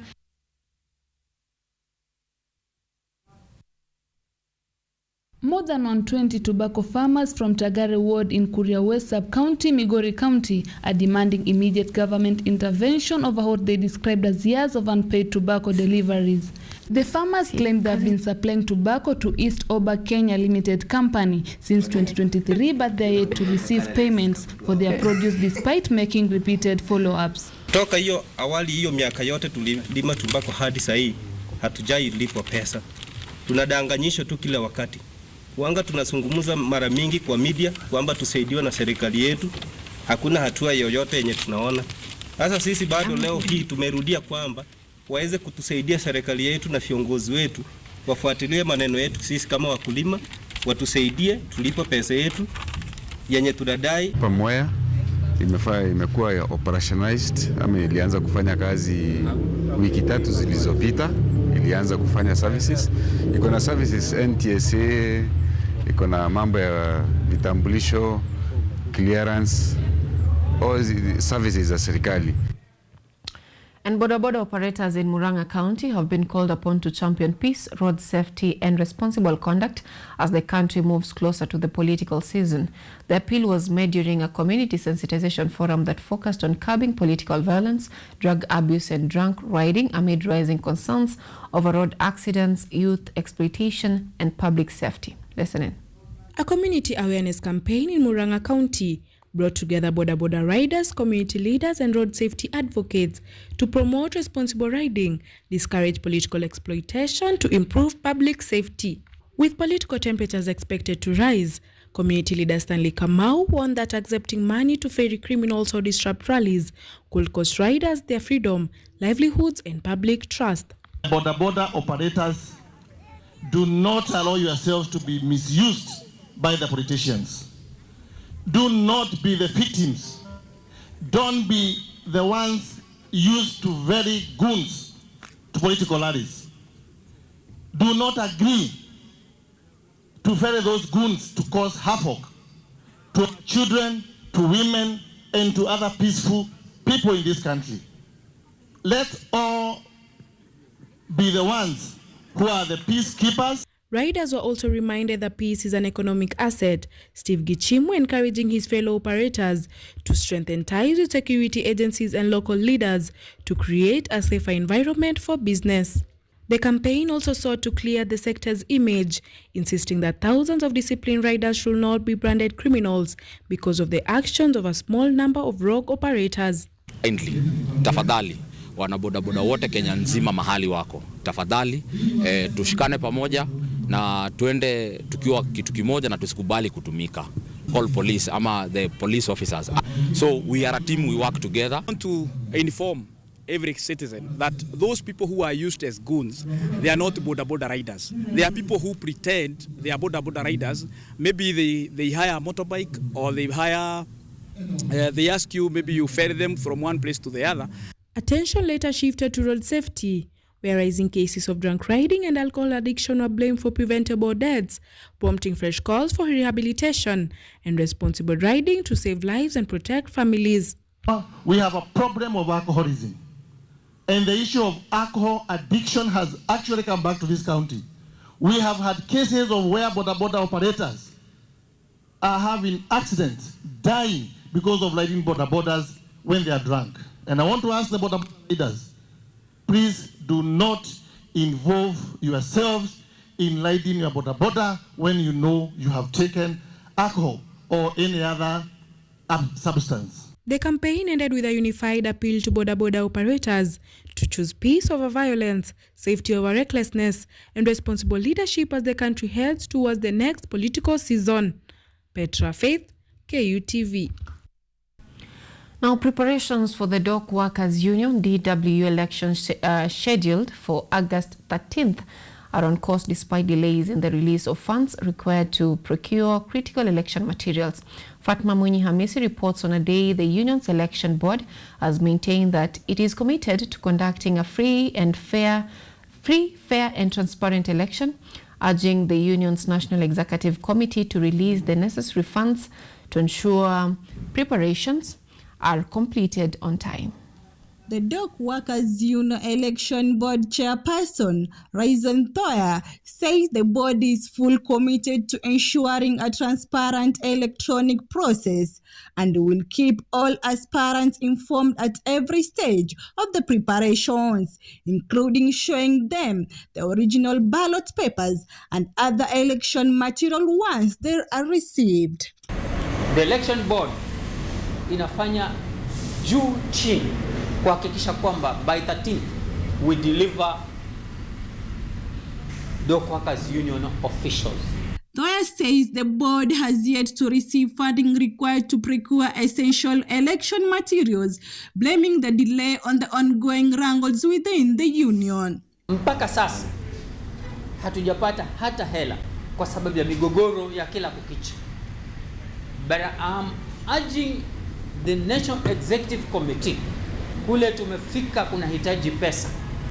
The Election Board has also stated that only registered members who are up to date with their union subscription will be eligible to vote. The voter registered will be published after payroll records are received to enable members to verify their details. Last but not least, I urge employees of Kenya Post Authority that are not in the nomination list to cease unnecessary campaigns in the Port of Mombasa. Meanwhile, candidates vying for the position of Secretary General have called for peaceful and issue-based campaign focused on improving the welfare of union members. Naomba wafanyakazi wachague kiongozi anayejua kazi na anaweza kuleta natija katika maisha yao. Zaidi tu ni kuomba wale wapiga kura wawe na maamuzi yenye busara basi. The Dock Workers Union election is now less than 3 weeks away, with the success of the preparation depending on the timely release of funding needed to complete the exercise. Campaign and voting will be conducted at polling stations in Mombasa, Nairobi, Lamu, Naivasha and Kisumu. Fatma Munyamisi, KUTV. Now, Democratic Party leader Justin Muturi has renewed calls for review of the Defence Cooperation Agreement between Kenya and the United Kingdom, arguing that current deal fails to adequately protect the interest of Kenyans. Speaking during the second day of his tour of Nanyuki town, Muturi claimed that agreement favors the British Army Training Unit Kenya, Batuk, while offering limited legal safeguards for Kenyan citizens. He called for justice for victims of alleged Batuk-linked crimes, citing the unresolved killing of Agnes Wanjiru as an example of delayed justice. Muturi insisted that any foreign soldier accused of committing an offense in Kenya should be prosecuted in Kenyan courts, just as is the practice in other countries hosting British military training. He also praised the 13th Parliament for rejecting an agreement that he said does not sufficiently safeguard Kenya's sovereignty and the rights of its citizens. You know, we cannot agree to a situation which favors only the British, and we know right now where they are training, where they have agreements like this, like in Canada, when they commit crimes there. Right now, there are British soldiers who are actually in jail in Canada, but they don't want them to face the Kenyan law here. So tunasema hakuna sheria ya watu ati mzungu na ingine ya Mwafrika. We cannot allow that. We have a robust Bill of Rights in Kenya, and therefore the British must shape up. We know actually what they are doing, what they are doing in Germany, and even in Cyprus, yeah, where they have such agreements about for training of their soldiers. When they commit crimes there, and the things that they do in those countries, they have direct impact on the community. You can see. Now, youths have urged parents to stop choosing careers for them, saying many young people are denied opportunity to pursue their talents and dreams, insisting that technology, together with the competency-based education CBE system, has equipped them with diverse skills that can help them become self-reliant and contribute to national development. Students called on parents to support their children's aspiration instead of forcing them into career paths that do not match their passions. The generation that we are in and we are receiving in our secondary schools, we call them the Gen Zs, who are highly educated, who are highly, they have information with them. So it's a generation that has basically been nurtured to innovate, to go out and search for knowledge. So parents really do their best when it comes to raising their children. But remember again, when you look at the side of adults, there is no manual for being a human. Now that brings us to the end of our news update. We're coming back with the newspaper review.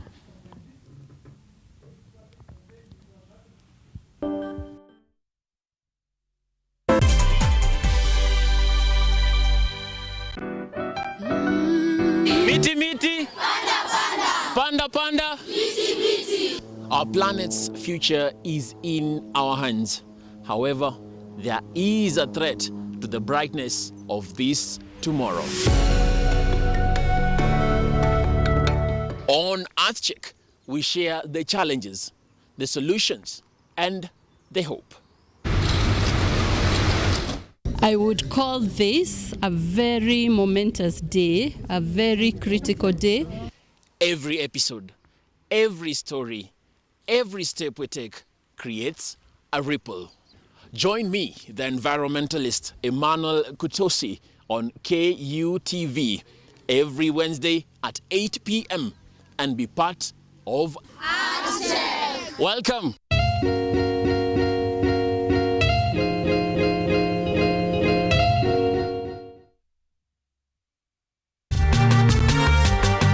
Wanasema kula uhondo kwa taka matendo, na bila shaka matendo yake yakazaa uhondo. Bidii na panda shuka zake zikamfanya awe mwanga wa dunia.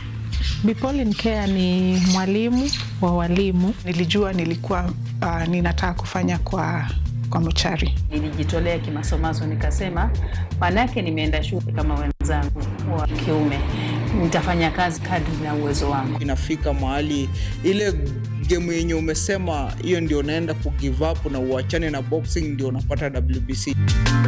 Fahamu mwanamke huyu kwa utendeti zaidi ukitazama kipindi cha Mwanamke Mwake Mwake.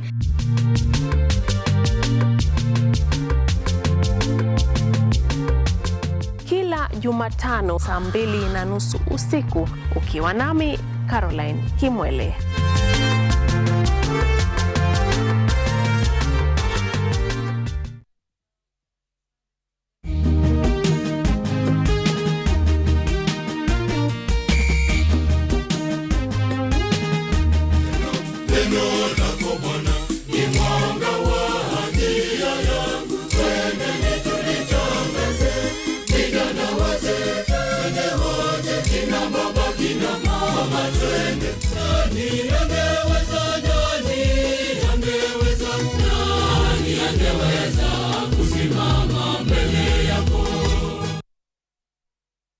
Get ready to embark on a journey into the exciting world of technology as we uncover the latest trends, interview top thought leaders, and dive deep into the world of tech like never before. Currently, we are facing the challenge in terms of finance. It requires one to move from different counties because we really need a large data set for our model to be more accurate. In this new and exciting series of the Technovation Show, join me, Yvonne Kimuma, every Monday 8:30 p.m. for a fun and thrilling experience as we explore the cutting-edge developments, meet visionaries driving change. Somebody who is in the underground mine doesn't know the presence of those gases. So there are a lot of gases involved. There is methane, there is carbon monoxide, and there's also hydrogen sulfide.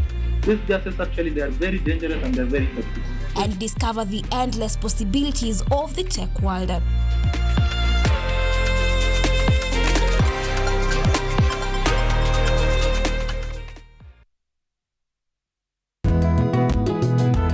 Kila safari huanza kwa hatua moja. Bila shaka, dira ya Boresha Kilimo sasa imepata sura mpya. Boresha Kilimo si kipindi tu, bali ni darasa la vitendo kwa wakulima. Lengo kuu, mavuno bora na tija kwa jamii. Na ukikaa nasi basi utaboresha kilimo. Hapa tutakupakulia maarifa atakotia ladha ya kisukari kwenye mazao yako, tukitofautisha punje na mpunga. Kwani kilimo ndicho huboresha maisha. Kuanzia maandalizi ya shamba, mbinu za teknolojia ya kisasa hadi sokoni, usikose kutazama Boresha Kilimo. Ukitaka kujua haya usipime kipimo. Ungana nami na hodha wako Akida Kasim kila siku ya Jumamosi saa 6:30 mchana na Jumanne asubuhi, nikikuletea shajara kamili za wakulima na suluhisho mashinani. Kilimo ni nguzo kubwa kwa ujenzi wa taifa, kwani kilimo ndicho huboresha maisha. Kumbuka, ukipanda pantosha utavuna pankwisha.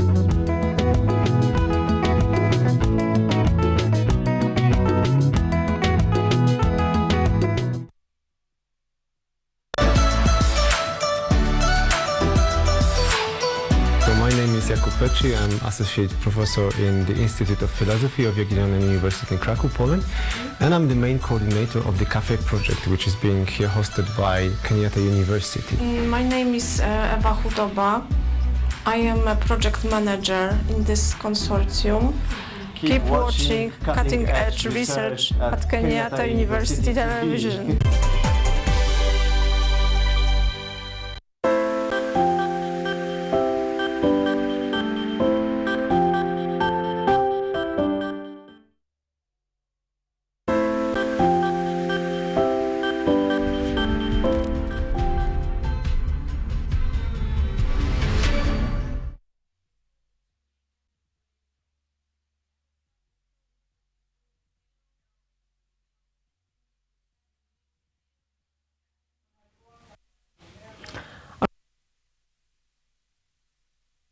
Now we want newspaper that we'll be having this morning, but helping us understand how is the called Kanja, who is the PA to Risambo member of County Assembly, our very own Bluesmail Hassan. Allow me to have the guests introduce themselves to you. Let me begin with you, Kanja. Thank you very much for having me. So my name is Gabriel Kanja. I am the ward manager for Risambo, and I'm also the personal assistant to the Risambo MCA, who, by the way, is the only independent MCA in the whole of Nairobi. Thank you for having me. I'm looking forward to a fruitful discussion. Thank you so much. Bluesmail. Yes, my good name is Hassan Lewa. The people who really appreciate art call me Blue Smile, but I am the president of Vuguvugu la Vijana wa Maendeleo Pwani. Apart from being a journalist, I am a youth leader and a champion for democracy and development. All right, thank you so much, gentlemen, for making time for us in studio this morning. In the country right now, a lot is going on, and I am looking at different papers that you're having this morning. Just to mention a few, we have Taifa Leo wanaongelea vita vya mawaziri. Of course, this is in relation to utterances by Duale. We have the Standard talking about Kindiki stripped. This is in relation to his roles, and we had sections of leaders saying that ameanza kudhalilishwa. Kiswahili kubwa. We also have the Daily Nation saying billionaire governance. Of course, this is in relation to the audit. We have People Daily talking of Ruto's headache, and they've given the faces of Gachagua and Sifuna, and they're saying that Sifuna and Gachagua once solid political strongholds, reshaping Kenya's electoral map, and raising fresh questions about his re-election prospects. Let's begin from there. Let me get your sentiments on the same Ruto's headache. First of all, you see, this is politics. No one is supposed to be not a headache to the other. Sifuna is supposed to be the headache to Ruto, and Ruto is supposed to be the headache of Sifuna. So this is what we're expecting for us political, analysts, because we've been exposed to politics in this country that do not even excite anymore. We used to have someone who goes by the name Kalonzo Musyoka, who used to run the opposition politics as if it was a gentleman's politics. Yet it is supposed to be a fight of, life and death in this politics. So this is where we want, and we are telling you as the people who are aligning with this government, the allies of this government, is we want to show you, we want to finish you and defeat you in a free and fair. We don't want to say that, you see, how walikuwa wanyonge tukawa defeat. You see, we want them to be robust as they are. We want them to be active as they are, so that tupige them mosho moja as they go and they go. Because you see, there's no glory in defeating a weak opponent. There's glory in defeating a very strong opponent, because you see, it was a fight of titans when President Ruto defeated the late Raila Odinga. In fact, it was a worthy, we can say it was a worthy competition, because even immediately after the president won that election in 2022, he phoned the opponent and told him, you are a worthy opponent. In fact, if it were not for me to win, I would have gladly accepted your win. So you see, this is the politics that we want. Politics that is of heavyweights. not weaklings. So I'm yet to see a very heavyweight between Sifuna and Gachagua, because they're all consolidating support in their respective regions. We saw Sifuna going to Bungoma and the western counties like Trans Nzoia. We've seen Gachagua in Mount Kenya consolidating support, and of course we are talking about Mount Kenya West and Mount Kenya East. But you see, all this consolidation is they are preparing themselves to fight against a king of politics, to fight against someone who has been in politics for a very long time. I want to remind them, you see, this excitement they are going through, it is the same excitement that we've had in this country. There's a time in this country that Eugene Wamalwa used to pull crowds in Western Kenya. But where is Eugene Wamalwa today? There's a time in this country that William Ruto also had the same crowds when he was running the No campaign, but he was still defeated. So you see, these crowds do not, directly reflect to the outcome of an election. But you see, they create that euphoria among the citizens that you see people will be motivated to take part in that election. Today, we will find that when Sifuna comes to our location, anyway, people will go. Whoever supports Sifuna or those who do not support Sifuna, they will go and say A, B, C, D. They'll go say one term. Some will also print some, graphics of money. They can put Sifuna's face on that money just to create that excitement. But you see, when it comes to the opponent, President William Ruto yesterday was in Teso. The same crowds attended the rally. You see, whether there was mobilization, there was no mobilization, we saw the same crowds. So you see, everyone has an equal chance, but the one who will win is the one with experience. And that will be Dr. William Ruto. All right. I think Kanja might disagree with you, but let's just begin from where we began from. What do you make of the political headache? Of course, one thing I agree with my friend here is that everyone is supposed to create a headache for the other. And immediately you are elected, it is our responsibility as the masses to begin opposing you. Immediately you are elected. Even if we elect Sifuna tomorrow, of which I really pray to God that he is elected, the following day we will play our civic duty to start putting his government in check. It is very good that Ruto is getting all this headache. Bibi hata nafurahia sana naona akikonda. It is very good because if this guy is getting fat, you'll know he's happy. And when he's happy, he's not delivering. Let me tell you one thing. When you see Sifuna saying that everybody can build a road, everybody can build a stadium, but we really need an actual leader to institutionalize democracy, to institutionalize reform, to give freedom to institutions, someone who can respect the rule of law, someone who can actually respect the courts, This is the kind of leadership that we now want in our country, and that is why we are fronting Edwin Watenya Sifuna. We are not fronting Sifuna because he's a lawyer. We are not fronting Sifuna because he knows how to speak very well. We are fronting him because he is a man of principle, and he is someone who actually can say something today, repeat it tomorrow, and years to come. He shares in the same principles. So when we see Sifuna becoming a headache to William Samoei Ruto, it's not just a haphazard decision. It's not that he dreamt at night that actually I can become president tomorrow, and now he's becoming a head. And we are very happy with what Sifuna is doing. You look at the headache being created by Gachagua.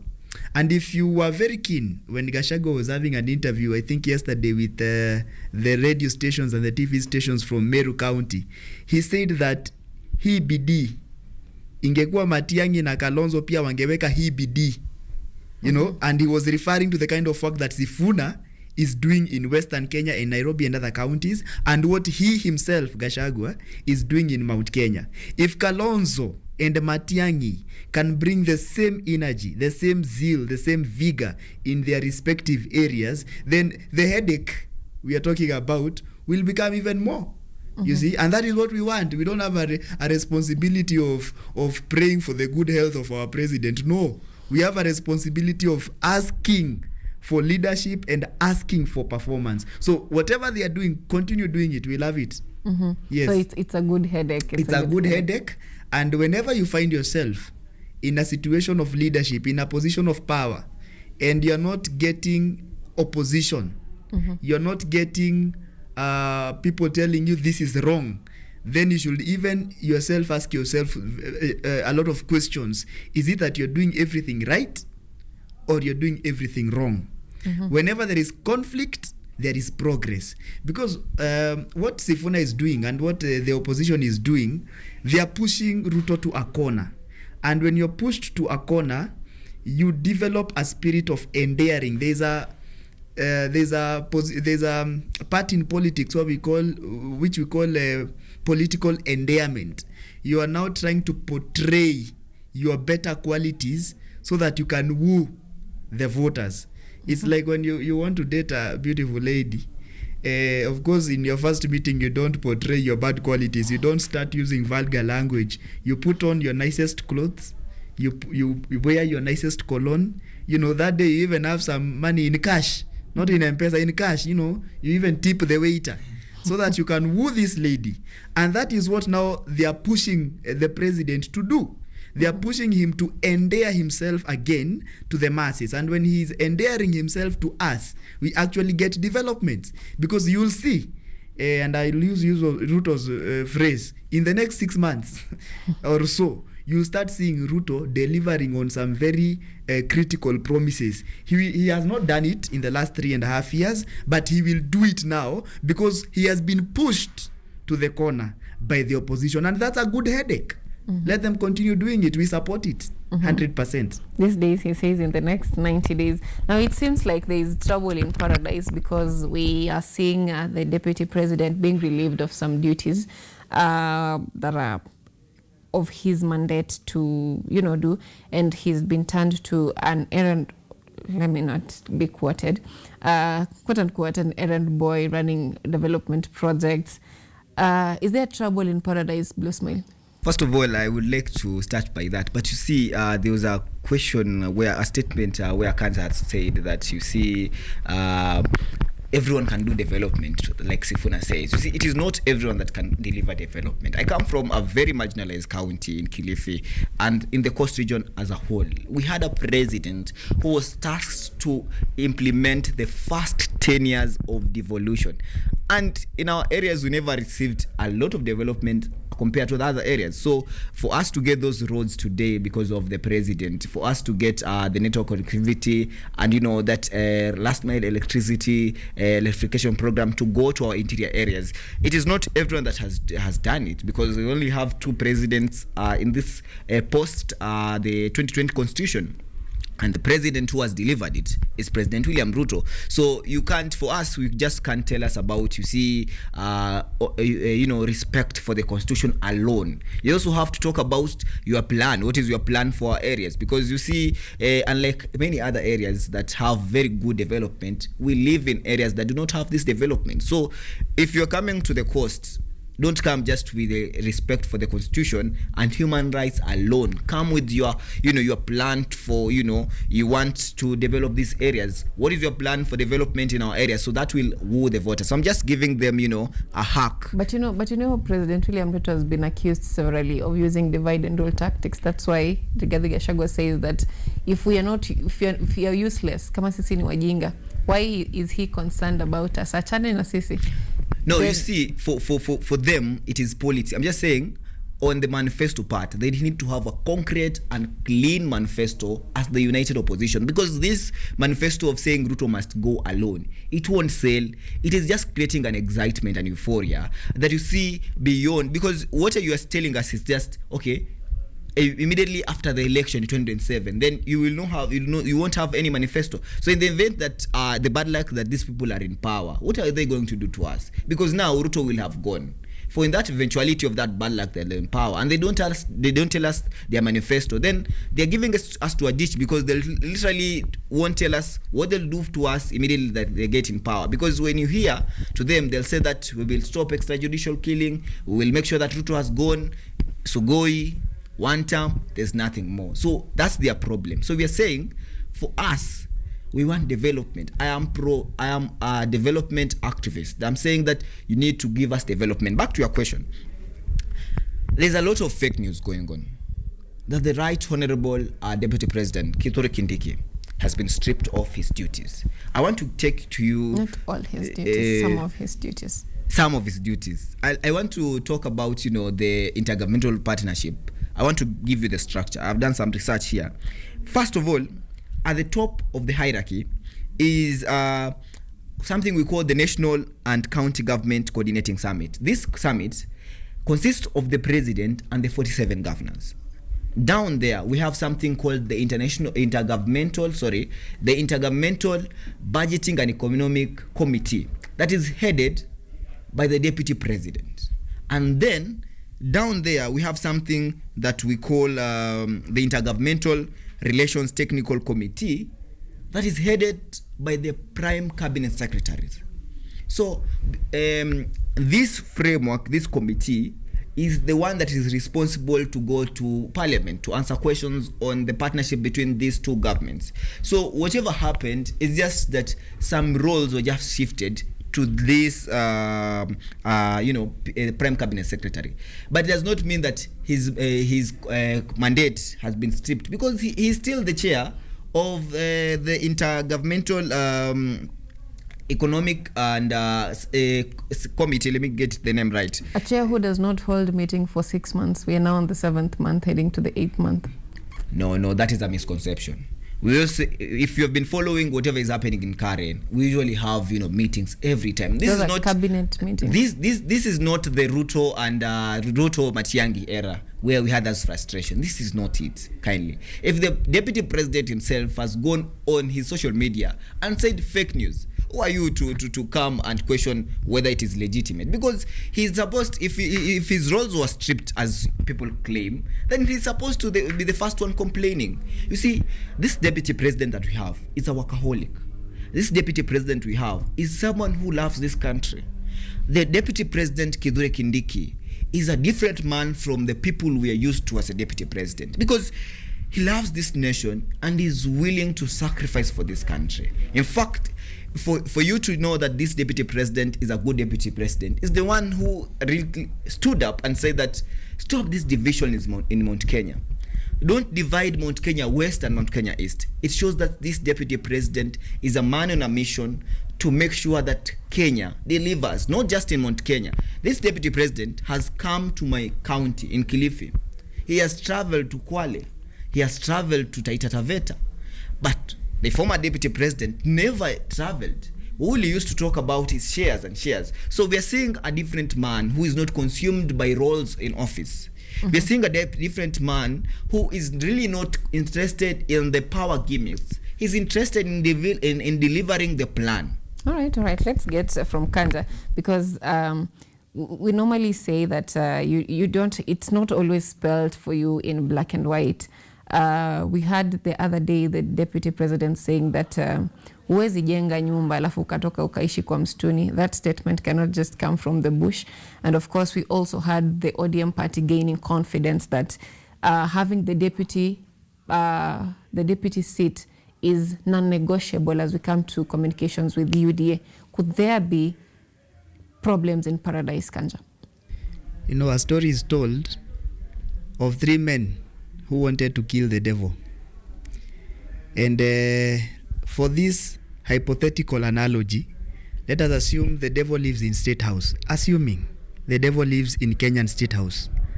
And the devil had stolen 1 billion shillings. Let me just say, assuming, it's an analogy, it's hypothetical. And the 3 men who wanted to kill the devil actually succeeded to enter to State House where the devil lived, and they managed to get hold of his briefcase where he had hidden the 1 billion shillings he had stolen. And then they agreed, before we kill the devil, let us agree on how we are going to share this money. And they said they are going to share it equally. So 1 billion shillings divided by 3 people. And they said, before we kill this devil, because we are waiting for him to come back to his house, before we kill him, let us go and look for something to eat, because we are hungry. And they went to look for a hotel. One of the men decided to go to a different hotel And when he was having his food, a thought came to him. If I kill my other 2 friends, if I poison my other 2 friends, this money will be mine alone. So he bought some poison and poisoned the food for the other 2. And then he told the waiter, come, take this food to those 2. And then he was very happy. He's going to get the 1 billion shillings. Unknown to him, the other 2 friends who are seated in a different hotel, in a different table, decided to come up with a plot of their own. What if we strangle this young man to death, and then these 1 billion shillings, we'll share it 50-50. And then they saw it was a very good plan. So when the food came, before they ate, they called the young man who was their friend, took him out, strangled him to death. Then they were very happy. They are going to share 50-50. They came back and enjoyed their meal, knowing now we are going to split this money.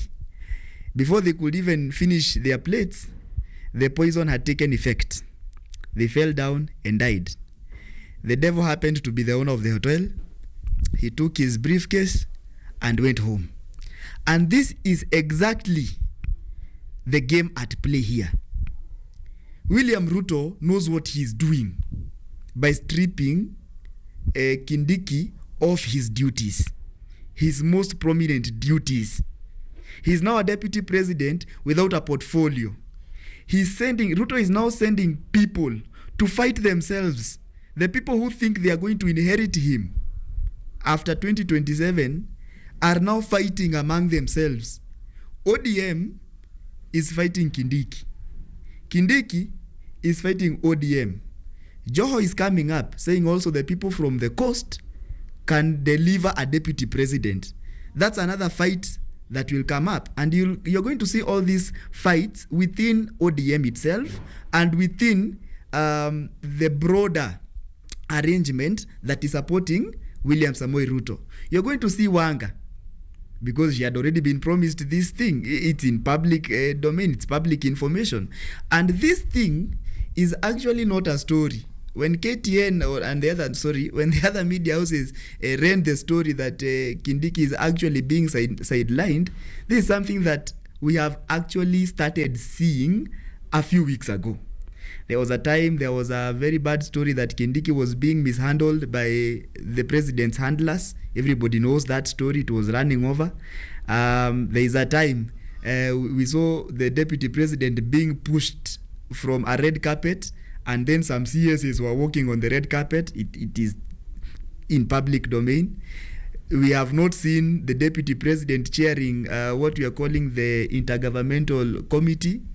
And by the way, the deputy president does not have any other major function. Tell me any other major function the Kindiki plays other than flying with choppers and going to Harambes and attending church services. There is no function that professor, and I'm very it saddens me that we have reduced a professor to a holder of an office that has no portfolio. This is not the first time we are seeing this happening. It happened to the then deputy president, who is now President William Ruto. He had been stripped of his duties by President Uhuru Kenyatta, but he knew how to capitalize on that politically to win sympathy votes. But it also happened to Jaramogi Oginga Odinga in the 60s, when President Kenyatta stripped him of his duties. And again, that time we had KANU and KANU only. And Kenyatta was the president of KANU. Then his vice was Jaramogi. Kenyatta introduced 7 more deputies in KANU, diminishing the powers of his vice. I even remember reading an article of Kenya's history where Jaramogi resigned. Jaramogi resigned on the basis of this mishandling. I don't know whether we're going to see Kindiki resign. I don't know whether he has the horns to resign, but it is actually true. He's being mishandled. And we want to tell Professor Kindiki, if at all you can listen to a short brown man, Professor, come back home. Come back home. We don't chase away our children, we don't chase away our fathers, we don't chase away our own. Come back home, we still love you. All right. I think we should end this discussion from there, because if we continue, we might end up getting out of time. I'll just get a 1-minute closing remarks from each of you. Let me begin from you. Thank you very much. As I close, it is important for us as a country to understand where we are going, to understand why 2027 is important to us. It is also important for the people we are championing to take these seats, the likes of Babu Owino, the likes of Ndindi Nyoro, the likes of Edwin Sifuna, the likes of Kebaso Morara.